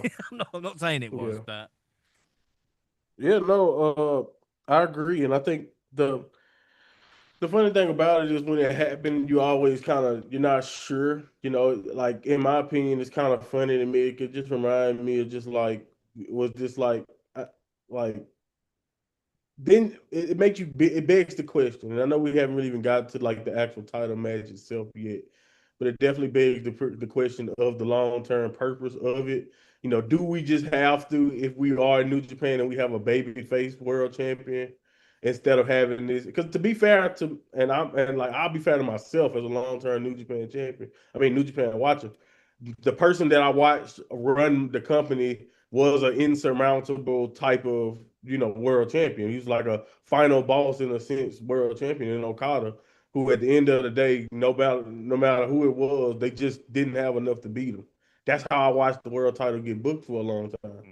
So maybe you come to get used to that. So these shorter reigns, you start to wonder like what is the norm when we're running as a babyface? Do you have to have adversity, which means you might not keep the belt the entire year? And then always happened to Tanahashi either. Tanahashi always kind of carried the belt, especially in his prime, for most of the year. So it's very interesting how they decide to go. Are you just trying to build a new star in Newman or a new faction leader? Does the world title reign put him at the same level as Ospreay, and does that justify a Ospreay Newman match outside of just a pupil type of teacher, type of student, type of match that they may want to do for Wrestle Kingdom or something else down the line? I don't know. Again, that's what it made me think when you look at them kind of posturing to already go back to the rematch. Because I honestly, going into this, I not necessarily once he made the match, but once it was Suji, like you said, it won. I was like, oh. So he might not even have it during the G1. So I thought that was very interesting. Because I thought when he won it after the cup, I thought it was almost guaranteed that he would probably take it to the dome. But here we are. Well, like I said, you have Suji, like I said, being champion and having that, unless they're worried about comparisons to, like I said, Okada or Tanahashi, or you have Newman, and again the story against Will kind of would main event a Wrestle Kingdom as well, but maybe they're going something different. Yeah, it's interesting times. Right, backstage comments. Takuchi is hilarious. Goto's mascot was fucking terrifying. And Boltin Oleg sustained an injury to his left elbow. He said he will be out of action as a result. A return date still yet to be determined. Which, again, Jax, is a shame because Bolton's one of those guys where, when I'm watching, I really do like him. you know, and I think he's got a Mm. lot going for him. But again, his arms are wreck, and as Monty says, they usually wrestle with injury, so God knows the state it's in for get him to stop. Yeah, I mean, I wanted to kind of also sort of pick up my agreement in terms of I think that Monty and yourself were saying earlier with regards to Aaron Wolf. It's not that I've not connected like that he's a bad wrestler, but I don't think I've fully connected with Aaron Wolf in the same way that I have Bolton Oleg. And I think he's extremely talented and really should get pushed a lot more. But I also know that he's strapped up every time I see him, and I'm not entirely sure how much he can hold himself together without actually taking some real time off and actually giving his body time to rest. Yeah, I know, and that's a horrible thing to say. Because again, if you know, like I said, you lose your spot or something like this, it takes time to Mm, get back. You know, but you know, needs must when it comes to yeah, that. yeah. I'm going to talk about the best of the Super Juniors quickly. I didn't force everybody to watch that, but I have got some notes from the event. And Monty, you mentioned this right at the start with Evil, obviously not being in New Japan, but Sho has been dressing as Evil. I'm not sure how long he has been doing it, but when he came out, I was like, he's dressed like Evil. So I was, you know, fair play. He has a gray wig on the jacket. Like it's uncanny at first. It really is. Anyway, Taguchi, this was his 22nd best of the Super Juniors, which is just unbelievable. Yeah. Nagai and Jay's first. I mean, Taguchi's just, he's a legend, without a doubt. And I did love the look of Hayo. Did I say I love Yo? And they kissed. They did kiss. Those lucky, lucky bastards. I mean, Monty, it's probably the most sexually charged moment I've seen in wrestling. I don't know why. I don't know why Yo can't keep it in his mouth slash pants or whatever at all. By the way, he can't contain himself. He seems to be embracing his inner sexual side. Oh, just Yeah, go. Yeah. Again, I I mean, good probably for when he you, was though. Uh, Jaxie, are we missing this in American wrestling? The no, homoerotic. I think we need more of it. no, I no. do. And do you know what? Okay, like I say that, and that is not in any regards to, me saying that we do not need, any form of I just think that we don't need any form of cheesiness with kisses and things like that in It wrestling. wasn't It's cheese. wrestling. It was. I it can't was explain it. sex. It This It is was was raining. wrestling. It lust. was. It was. This is It wrestling. I feel like unless like this used to be stuff that used to be done in the 90s, like sort of phase of wrestling. So I personally don't need to have that. But I mean, each to their own. People get entertained at the smallest of things. I should have known when he was popping his chest so much back in the days that I this is the mean, this is where he was I at. always wondered why he was doing that, and now I feel like with his character, it's It's starting always to the make sense. same. Yeah, he's a playboy. He's a playboy. He's Yep. Wow. beloved. Uh, To be fair though, to Yo, he had a reputation when he was younger. That's the reason why he was in Roppongi 3K. Like even when he was a young lion, What, to be a they hoe? said Yo, yeah, You was a Yo was hoe? a party monster. He was a party monster. Like Wow. even before he was had a Yo was a gimmick, they said hoe. Yo Was had a a hoe, always a hoe, yo.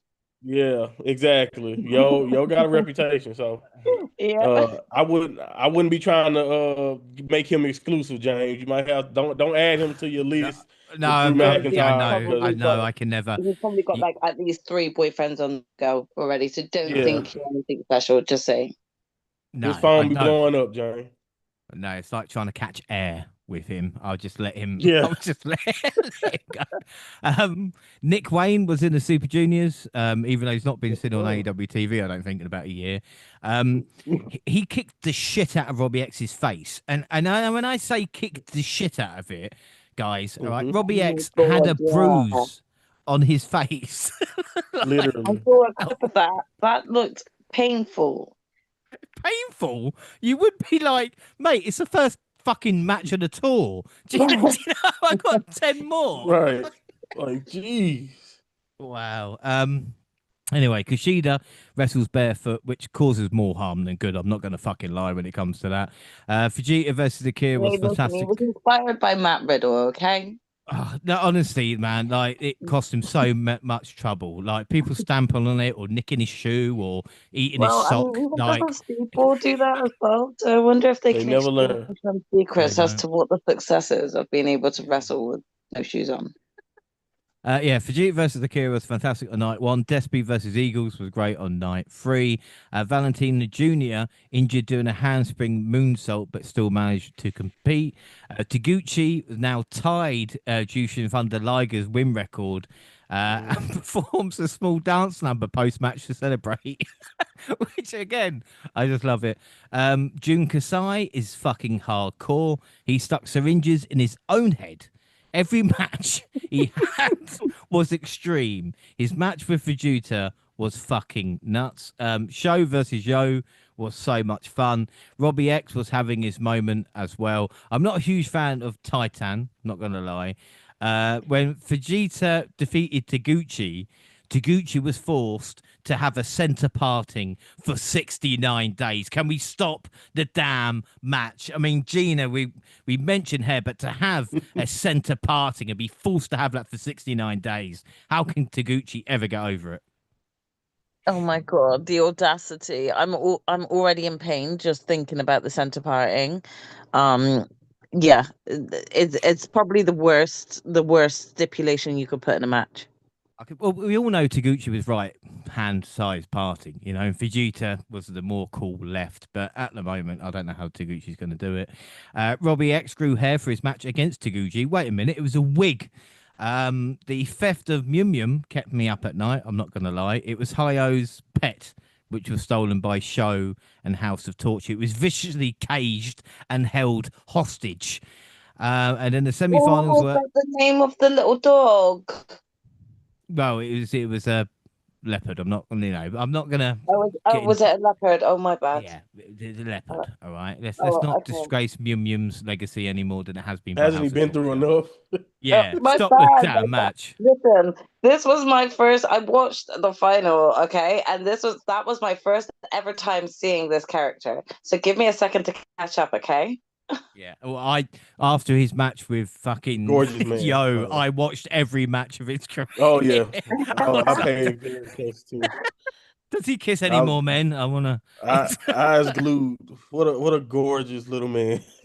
Oh, he really. He's just like ripped and tight and just.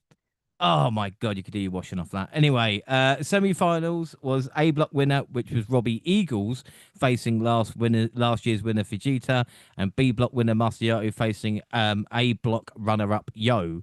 And what's that you say? Both have been junior tag champions this year, and they face each other as well. Yes, that means it's good shit. Finally, should say Mew Mew is back with Hayo thanks to Despy. But wait, we've got a taser wielding Sasaki. God damn it. Anyway, the semi saw Vegeta and Yo defeat their respective partners to give us the final. On the undercard, Jake Lee destroyed ELP with a chair. And Jax, I don't know why he did it with ELP, came back and was like, Ethic's fine. And then Jake Lee just fucked him up. Yeah, he got absolutely murked by him. And like I felt like, that I think there's like a gif of like this white monkey sat on a box with its hands like exasperated, like, why? But why? Because again, I don't watch this weekly and I couldn't help but think, what did ELP do to you, Jake? What was so horrible that he did?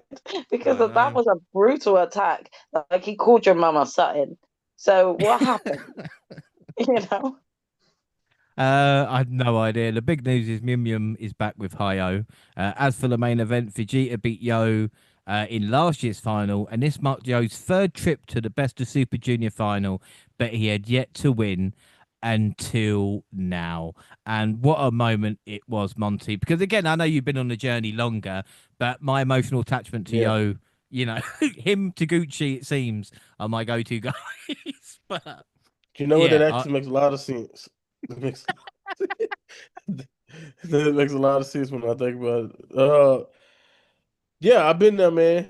It was so cool, man. I think I think as a longtime fan, he kind of touched a little bit of he kind of you know I didn't realize this, and I just think that he's a freaking genius. Like I always knew that he was a good wrestler. Like I like Yo. I like both. I like Yo and Show a lot.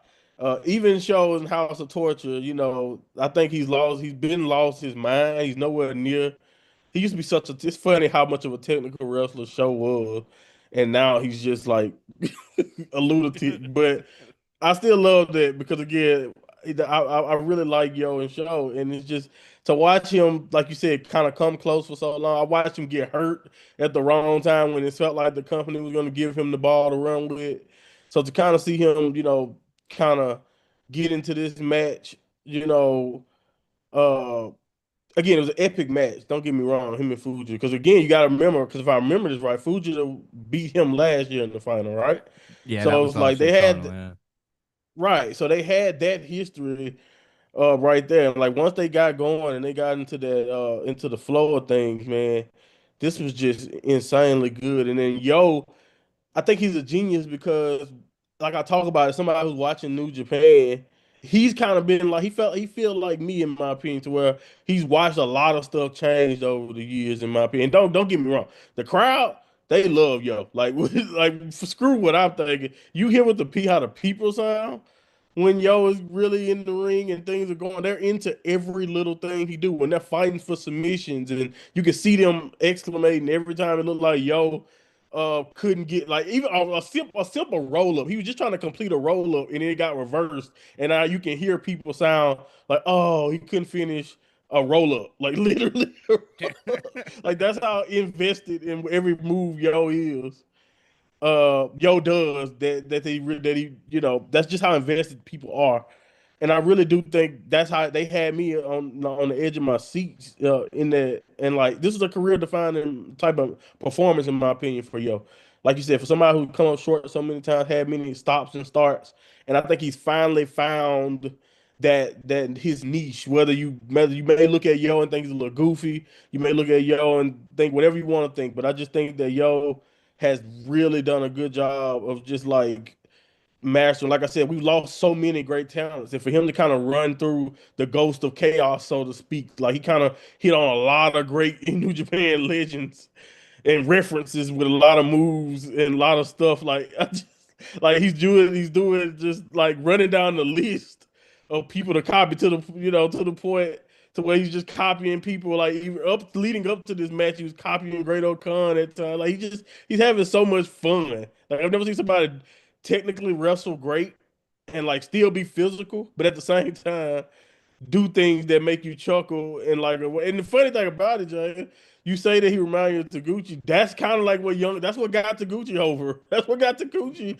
in his position that he's in. He's a great technical wrestler, great with submission, but Taguchi is hilarious. And it's not necessarily that he's mimicking people, but everybody has fun when they know Taguchi is coming out there. And like he may not look like it now, but Taguchi is one of the most accomplished super juniors in the world because of that. And like Yo is finally starting to build out that for himself because, like you mentioned, James, it's insane for somebody. I associate him as a great tag team junior champion, but you would think for somebody as good as him, he would have been in this position already.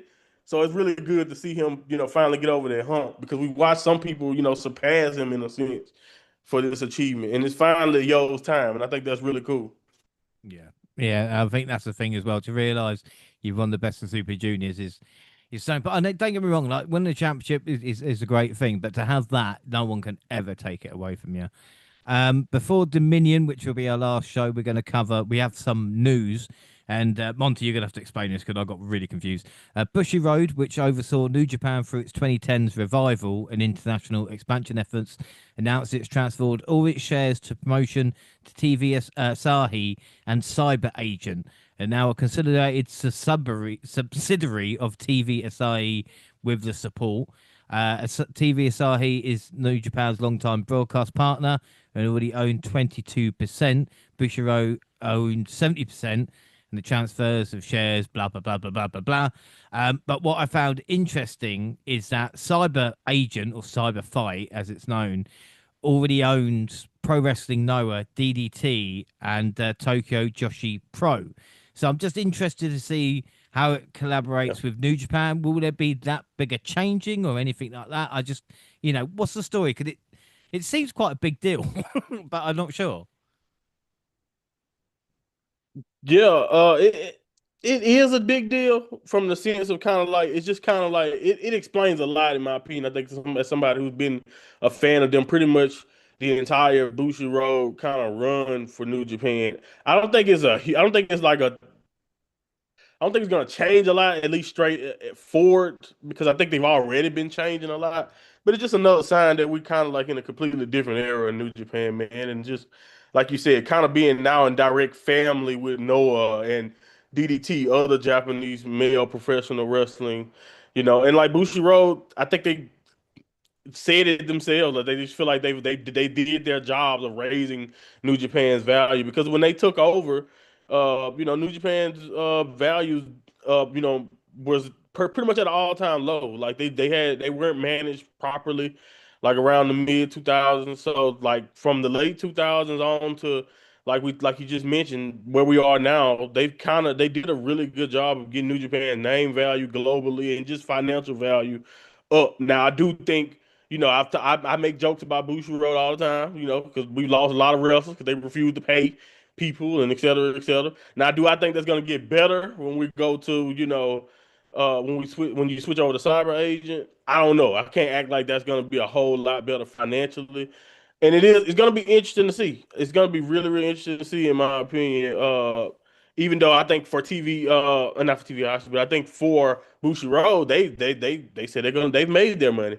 But yeah, for 14 years, they've kind of been under the same management. So I do think it kind of can make you nervous because pretty much prime New Japan, really one of the best runs they've had was under this management and this company. And like to kind of see that switch, it kind of depends on. I'm split on it. Let me say it this way, John. I'm kind of split Mm. because I do think things can change, and we are already starting to change. Like we mentioned, with just how much involvement New Japan has in other companies, they didn't really do that for the big chunk of the Bushi Road run and all of that. But it's also just like I'm not gonna act like this version of New Japan that we watch now is the same New Japan that was in their peak popularity time for New Japan. It's just not. It's not the same. It's not ran the same. Decisions are not made the same. Financially, it's not the same.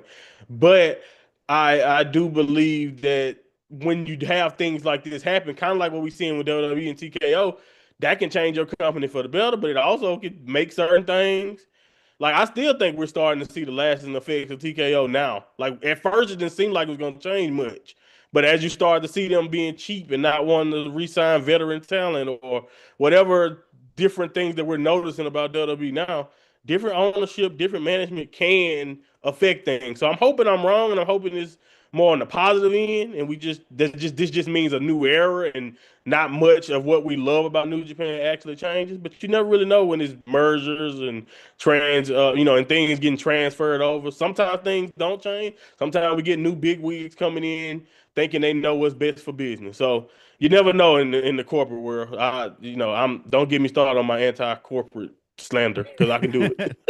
No, but again, like you said, even when transfer power or mergers and stuff, like you said, I just think of like WCW and stuff like that. So, but who knows? It might be something completely different. And weirdly enough, Dominion was broadcast on TV Asahi in Japan. So I suppose they've got a bigger platform now to maybe show to the audience. So Right. that's It's what we're not going. just streaming now. So yeah. Yeah. So that's a good thing.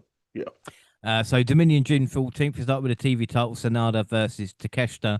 For Sonada's entrance, a bunch of guys in Sonada's mask was representing his many changes and eras throughout his time in New Japan entered and stood up on a ramp before the real one showed up in a red coat and, of course, red hair. Jaxie, again, I'll speak to you about this because we love Sonada, like I said, he's Riz, as the kids say, and all this lot. But again, even his entrance, and I thought with the different looks, was so much better than like. Do you remember Cody's entrance at WrestleMania when they tried it? And I thought this was just so much, this was so much better. I don't know why it felt like a superstar type level entrance, like every time, a new model came out, I was going, is that him? No, okay, wait, is that him? Okay, no. There was like just anticipation and build up. Like he's created so many different personas of himself that seeing those iconic outfits just brings a lot more hype to then seeing the character. I mean, some were wearing t-shirts with muscles on, but again, the transformation to Sonada in all red was Yeah. fantastic. As for the match, Sonada bailed and sprayed something into his eyes to Takeshi's eyes for booze. Despite being billed as no longer House of Torture, the referee bumped and he also hit Takeshita with his guitar for two, but Takeshi hit the power drive and then finished with a raging fire. And Jax, it was the right result because again, Sonada's cool, but Takeshita kind of needed the win, didn't he? Yeah, I mean, at this point, it it it could have gone either way, but I think it was the right call with Takeshita picking up a win here. Jake Lee versus ELP, no DQ. We got a chair tower, and even worse, a nipple cripple was used.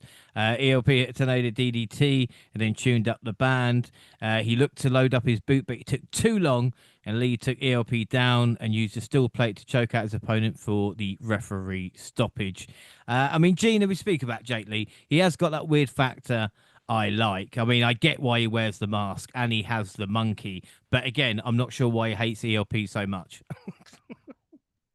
Yeah, I'm not sure where the beef started with these two, so I can't truly understand why Jake has this hatred for him. But I do like his kind of crazy persona in a way. It's different, I guess. But yeah, I don't know where the beef started. No, poor ELP. TMDK, Zack Sabre Jr. and Oiwa versus Taichi and Uramura. Taichi and Oiwa went to lariats that staggered the other. Oiwa finally took Taichi down with 1 for 2. Oiwa took down Taichi with a long headlock and went for submission. Taichi escaped and trapped Uramura for the 3. And Monty, I wasn't expecting that, but still, it was good stuff with kind of Oiwa finding his level, you know?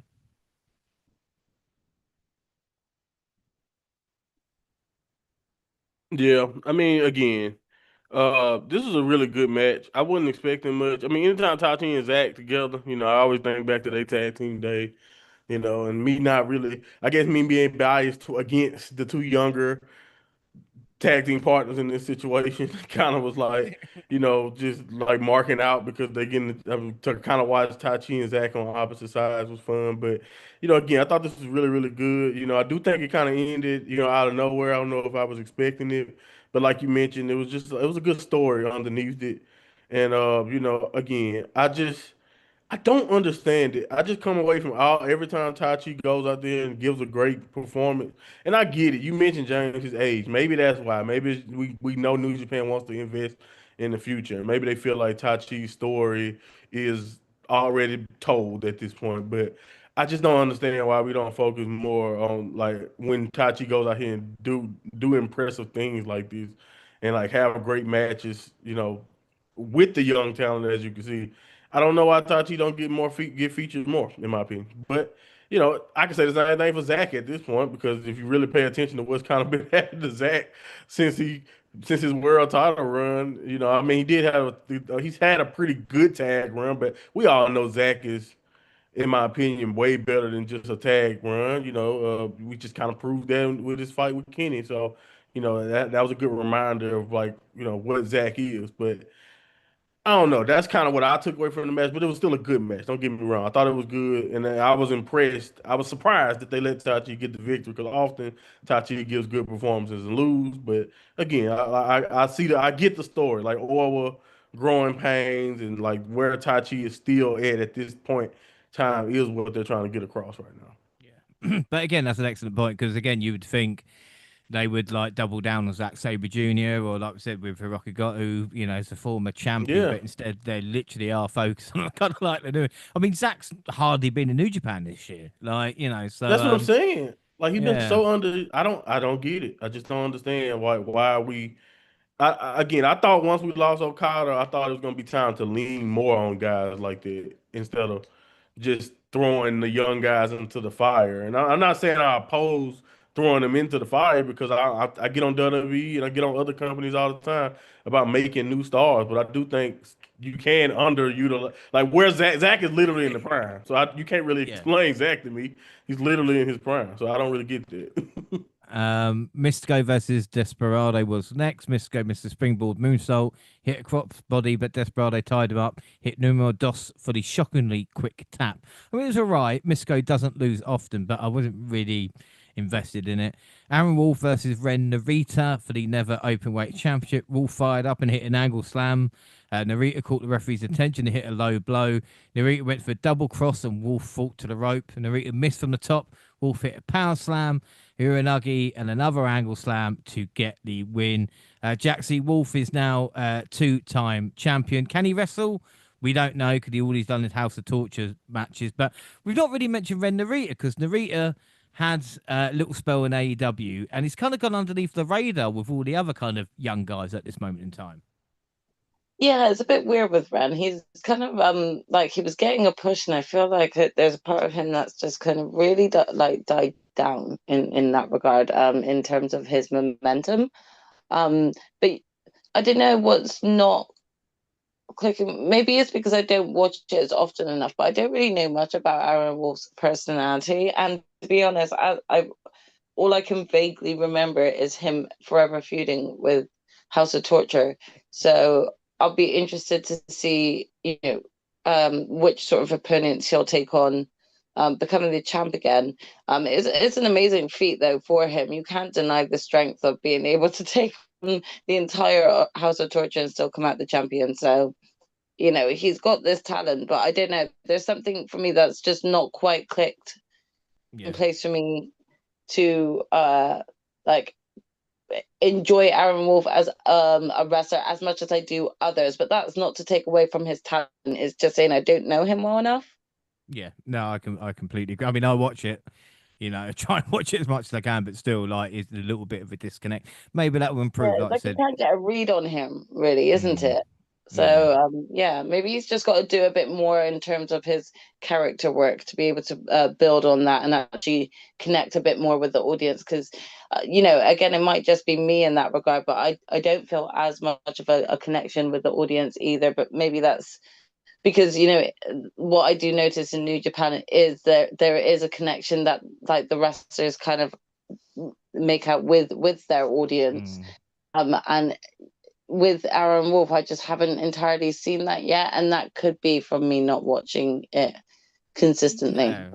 No, I feel like I said, there's talent there, but again, coming from the judo background and being a gold medalist and stuff, like years of training of not showing your emotions, and do you know what I mean, and all that kind of, he's got to try to change it all now. So yeah, it'd be interesting to see, like Wrestle Kingdom where he is, and then again, someone definitely to keep an eye on. Up next, we got the Knockout Brothers versus the United Empire, Hanari and Okan for the IWGP Tag Team Championships. The champs hit the rumbling and Khan broke up. Oscar tried to fire up Ice but got bumped to the floor. Hanari hit a super kick and charged right into a hard knee by Ice, but Ice ended up eating a chair shot from the outside. Oscar got the chair super kicked into his face by Khan. United Empire teamed up for the Imperial Bomb, and Hanari covered Ice, and we had a title change. The new champs beat down their opponents a little more afterwards to booze. I mean, Gina, this was a shock, but I don't know if it was a good kind of shock. Do you know what I mean? Yeah, I get what you mean. It's not that I'm kind of mad at the title change, but I also kind of felt that the momentum was still with Ice and Oscar, and I didn't know that now was going to be the right time to change that up. So I get what you mean. And not only that, but the fact that they became tag champs as trios champions, it's like that never happens. Yeah, this is exactly what I was referring to earlier when I was confused why Will just went and sat in the corner when it was meant to be about the three of them, but then it went, okay, let's forget about the three of us and go to a tag again. It's just a little confusing. Like you should be just focusing on one and letting others have that opportunity to have the other. It's kind of, that's where you're thinking about, oh, this is another opportunity of taking that opportunity away from somebody else. Yeah, and especially when the Knockout Brothers could have beat the record for amount of title defenses as first time champions, but not going to get. But again, like Henare and Akana double champs, so I suppose we can't be too sad about that. A nice moment as well. Oscar protecting his brother afterwards as well, with the chair came raining down. That was Up so next, sweet as well. I It gave know. like Lita and Matt Hardy vibes. Yeah, I know. Up next, Shota Umino versus Drilla Maloney versus Andrade El Idolo, the Global Heavyweight Championship. Andrade hit the DM on Umino for a long two, but Maloney broke it up. Drilla got bumped, and Andrade started to remove a corner pad, and Drilla got involved again. And he gored Andrade. He hit the Drilla killer, but it was broken up by Umino. Umino then hit a flash knee on Drilla for two. Lariat for Maloney sent him out of the ring. Umino hit the second chapter on Andrade. Drilla charged in to break it, but it was a second too late, and another new champion in Shota Umino. Afterwards, Umino was going to speak, but Gabe Kidd showed up and took him out with a pile driver. The announcers called him out and said the money wasn't enough and said he betrayed the lion mark. He then jawed at Maloney and told him he could have bigger than this. He ran down WWE in New Japan and threatened to say fuck AEW for catching himself. He lit his music, and Maloney looked confused about what to think on the ramp. Monty, sometimes, man, they do like 3 months of booking in a match, and this felt like another one of like, oh, shoot, Umino's won it. Oh, shit, Gabe's back. Like, what the fuck?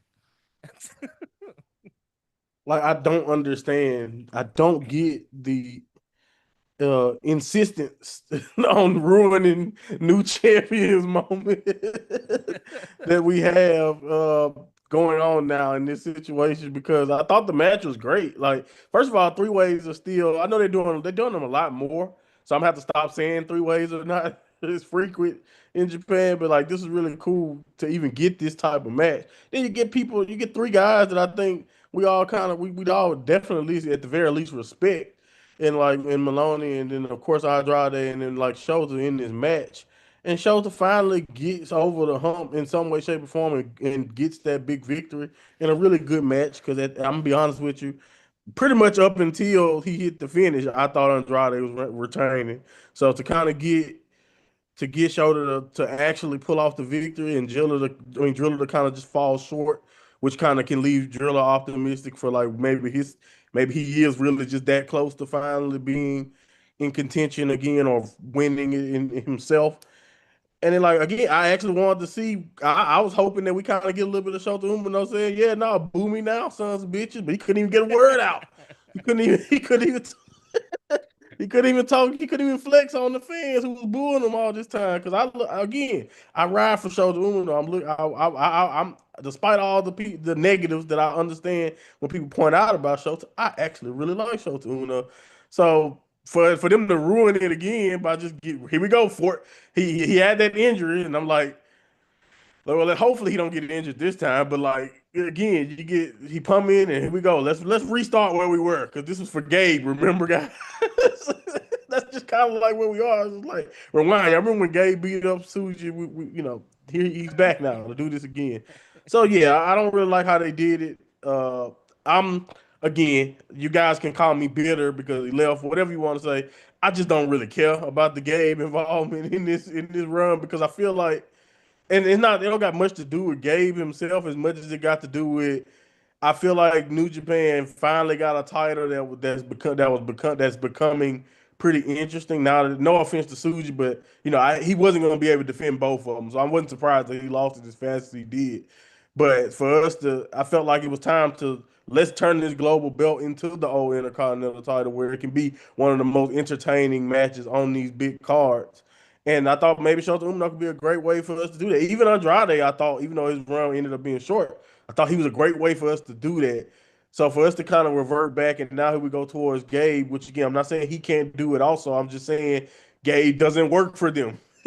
So how can we build this division? Like, you can make the case for Andrade too, but we just rectified that by giving it to somebody who's gonna be there all the time. And now here we go, reverting back to working with people outside the company when you got a good contender in Driller right there could be Shota Umino's first opponent. Why are we going back to Gabe so fast? No, it seemed really weird. And Jackson, have you ever seen a wrestler get injured and return to another company before he turned to AEW? Because I'm sure Gabe got injured in AEW, but returned to New Japan first. That is a great question. That's a great question. I don't think I've ever seen that happen, and this was exactly the question I asked when I saw him myself turn up in New Japan. I was like, "Remind me where he got injured again." Because I was like, "Have you let your boss know that you're okay now?" Is he taking a sick day? Like, does Yeah, he? have Yeah, you does taken this Tony big not day know? just to turn up elsewhere? Like, I don't, or maybe do you think that he, honest to God, forgot that he moved companies and Well, just he turned did. up and was like, "Oh, oops, shit." He Hey did try guys. and say "fuck AEW" and then realise what he was saying. So maybe. Again, though, Gabe does not know what comes out of his mouth until it actually comes out of his mouth, so that does not surprise me. That is true. Up next, Yo versus Doki for the IWGP Junior Heavyweight Championship. Sami got bumped to the outside and Show entered with a foreign object. Master Wato tried to make the save, but he got hit in error. I shouldn't laugh, but it was quite funny. Yo ended up taking out Doki and Show. Doki hit a low blow and a back kick and went for the darkness stretch, but Yo managed another dragon screw to break out of it after a good while. Yo went for a darkness scorpion and held on as Doki went to the corner. Doki reached for a steel pipe, but President Tanahashi pulled it away. Is the comeback on?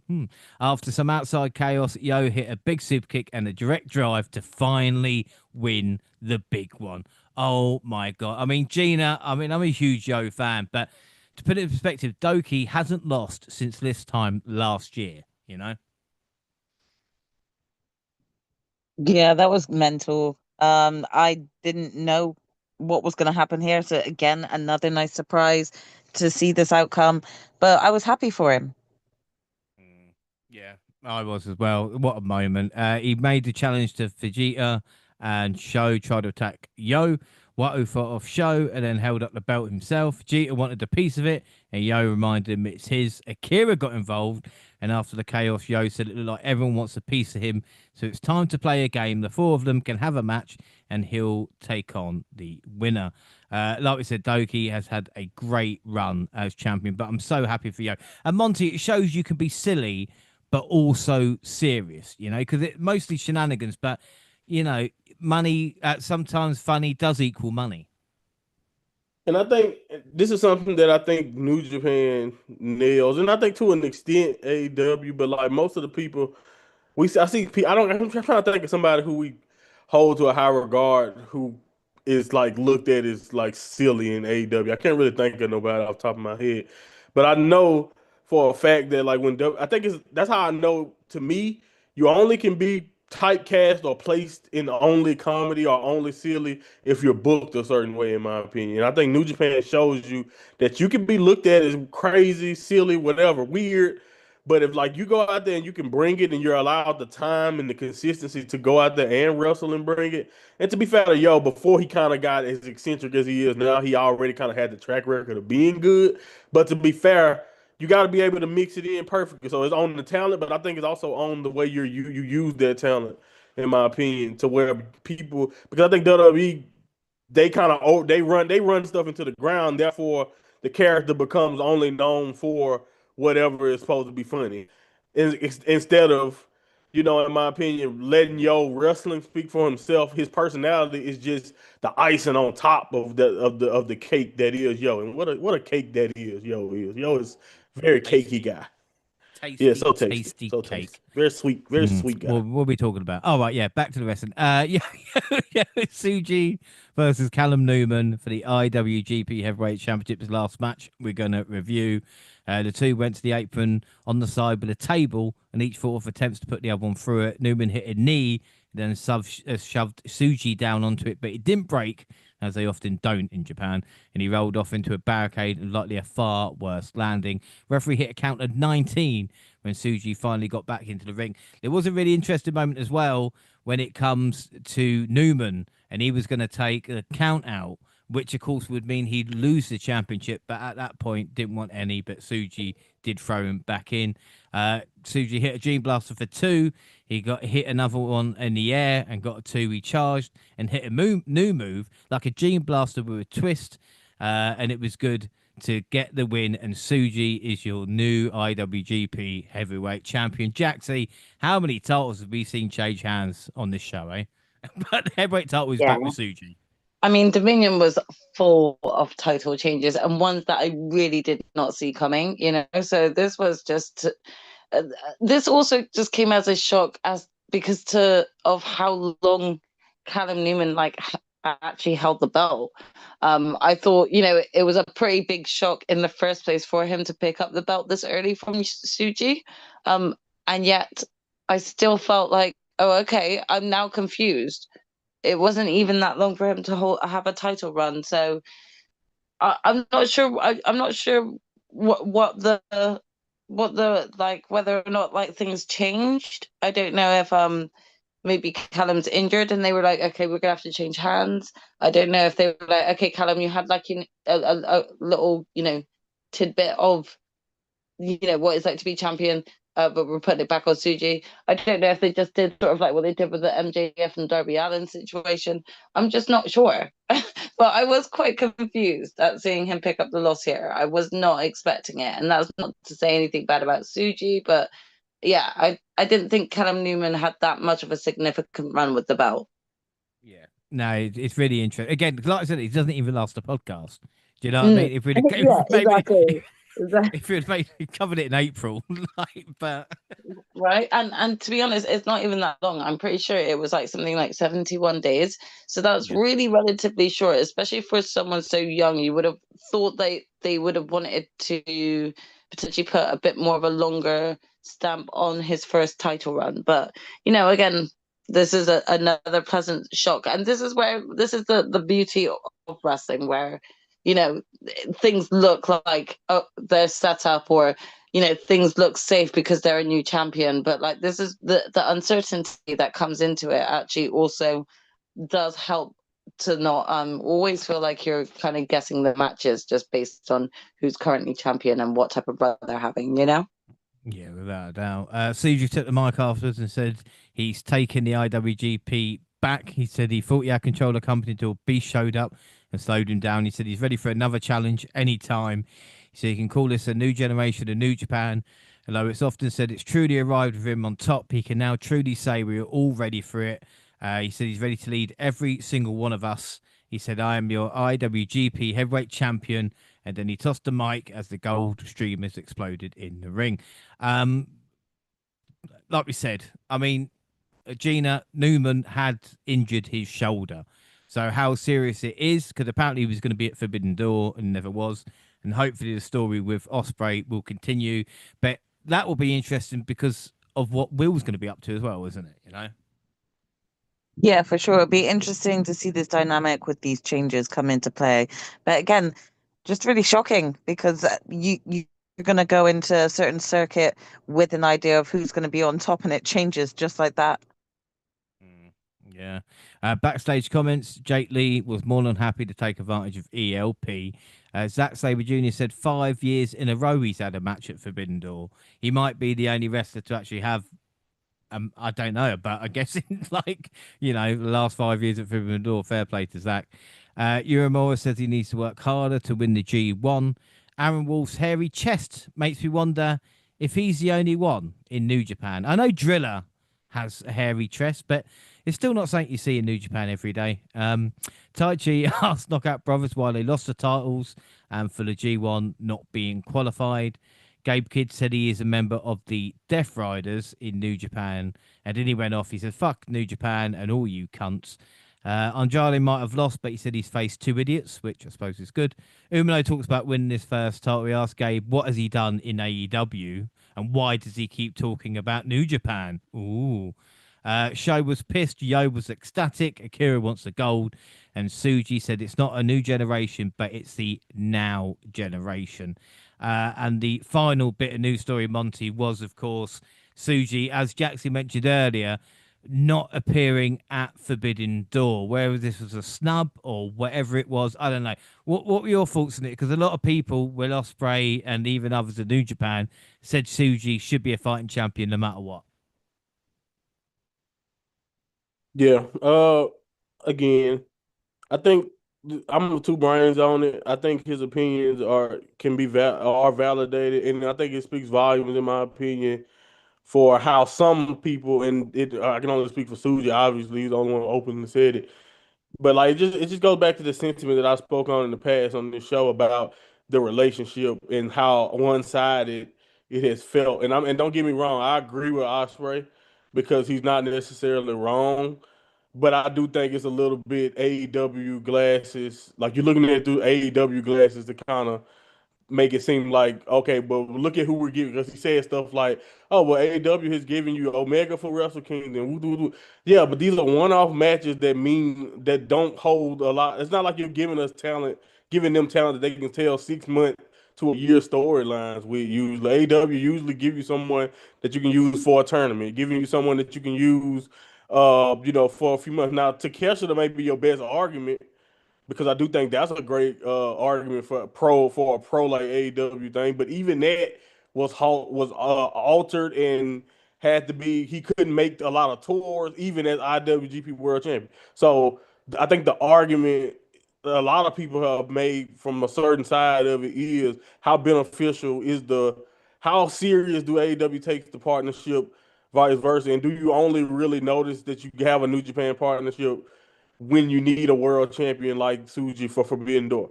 Now, again, I'm not saying he's right or wrong. I think it's his right if he don't want to wrestle for AEW. I mean, who's supposed to make him do it? I think that makes sense to me. But I do understand the sentiment that a lot of people had, and I also understand with like Goto and other people who feel like Suji at the end of the day, because you are the IWGP Heavyweight Champion, if New Japan's line is going to be on the promo of a show like Forbidden Door, the world champion should be there. So I don't have a problem with any of the sentiments of it. I do think it's an interesting conversation, but I think to me it just speaks volumes about what I've been saying for years about I'm not the fan. New Japan diehard fans and Day One fans are not the only one who think that they've been kind of getting slighted. And it kind of goes back to also kind of stuff that Tai Chi is hinting at, where people can leave and make the money they want to make in AEW, but still try to act and come back and talk about love in New Japan, but not being there for New Japan talent and New Japan promotion on a day-to-day basis. So I think some talent in New Japan feel some type of way about the relationship, and who are we who are not in this situation to actually be able to speak on it? Because I saw a lot of fans who had something to say about what he had to say, that as if like y'all are in these locker rooms. Like I think it's an interesting conversation nonetheless, but I just think this is why, James. Again, I'm not justifying why WWE do it, but I do think if WWE wants a picture perfect argument for why they've been so stubborn and they suck at working with partnerships and promotions, this is the poster board example of why they claim they wouldn't why WWE works so hard to not work with other promotions. I'm not trying to say it's a good thing that they do that. I'm just saying these are some of the pain because what do we talk about all the time, James? When has it ever not had stuff like this where politics or feelings come into play like that? Like it always kind of turns this way depending on how you look at it. And I don't care what anybody says. I think a lot of that stems from losing Okada.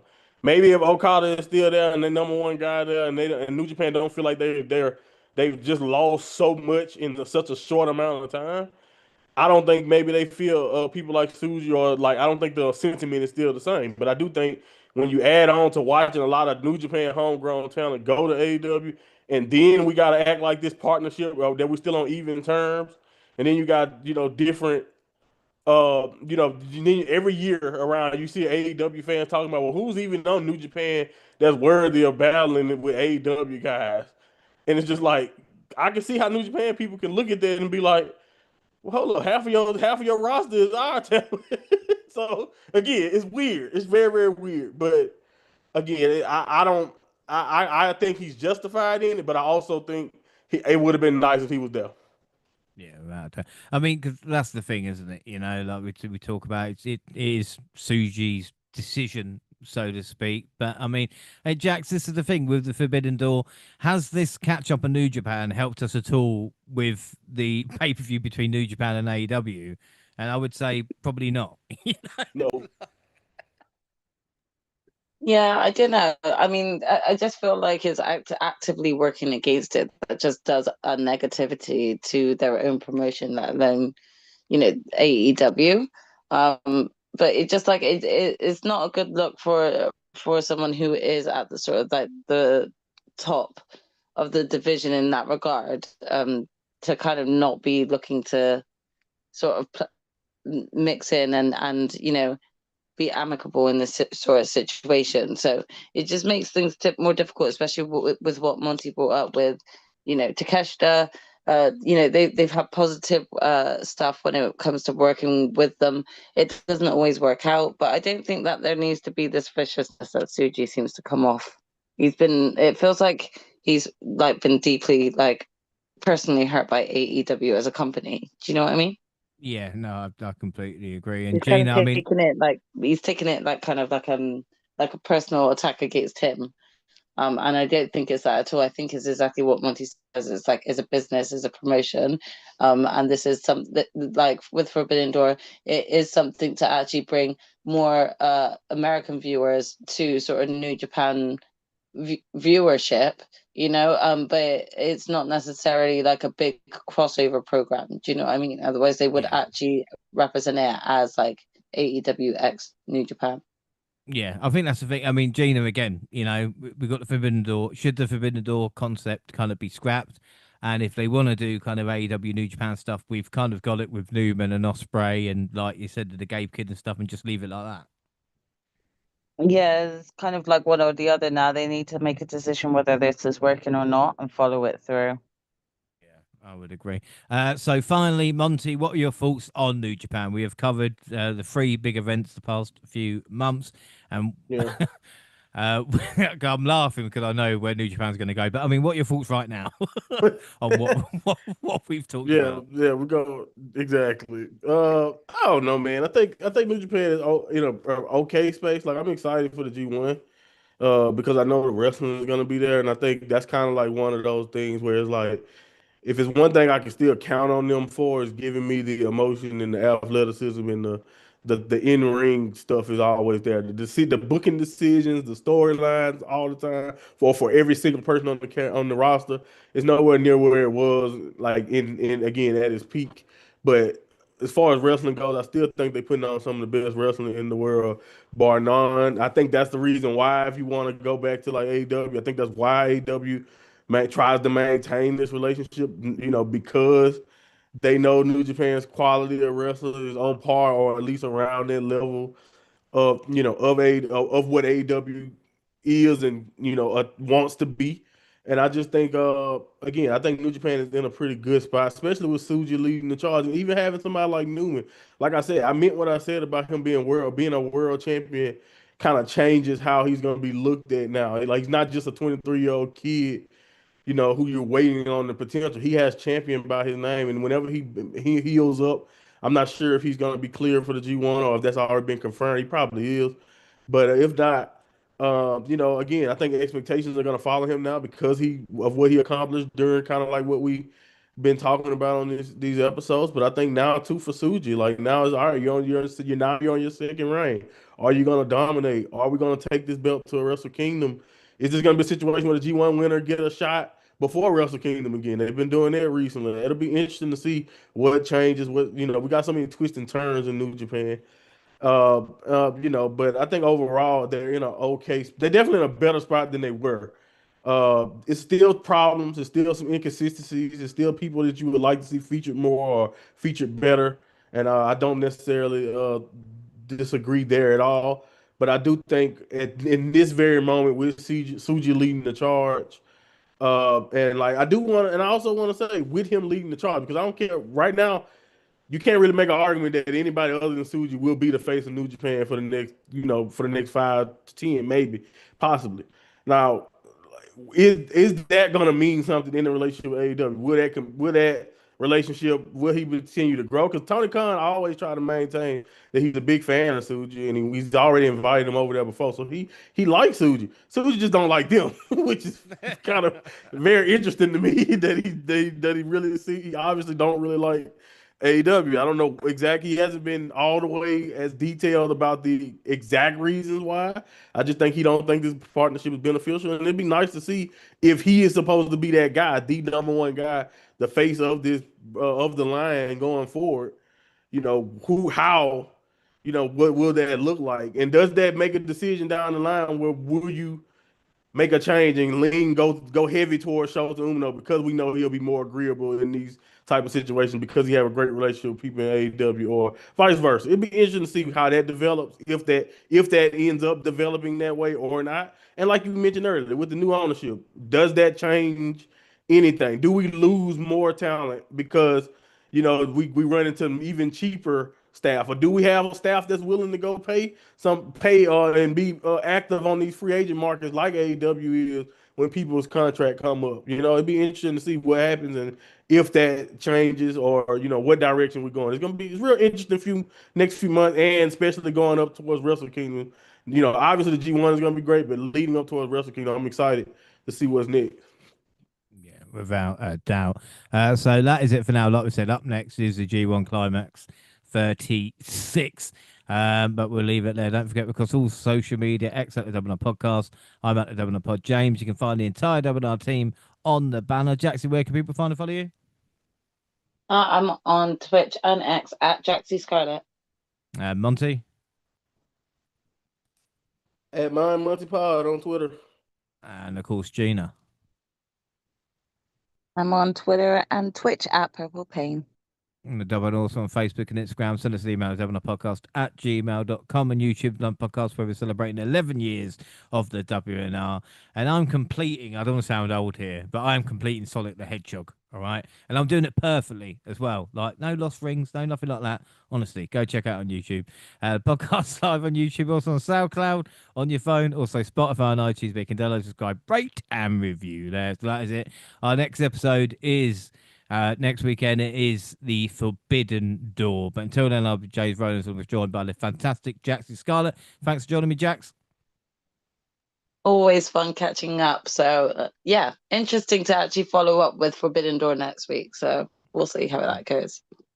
And of course, the mind of Monty. Thank you for joining me, Monty.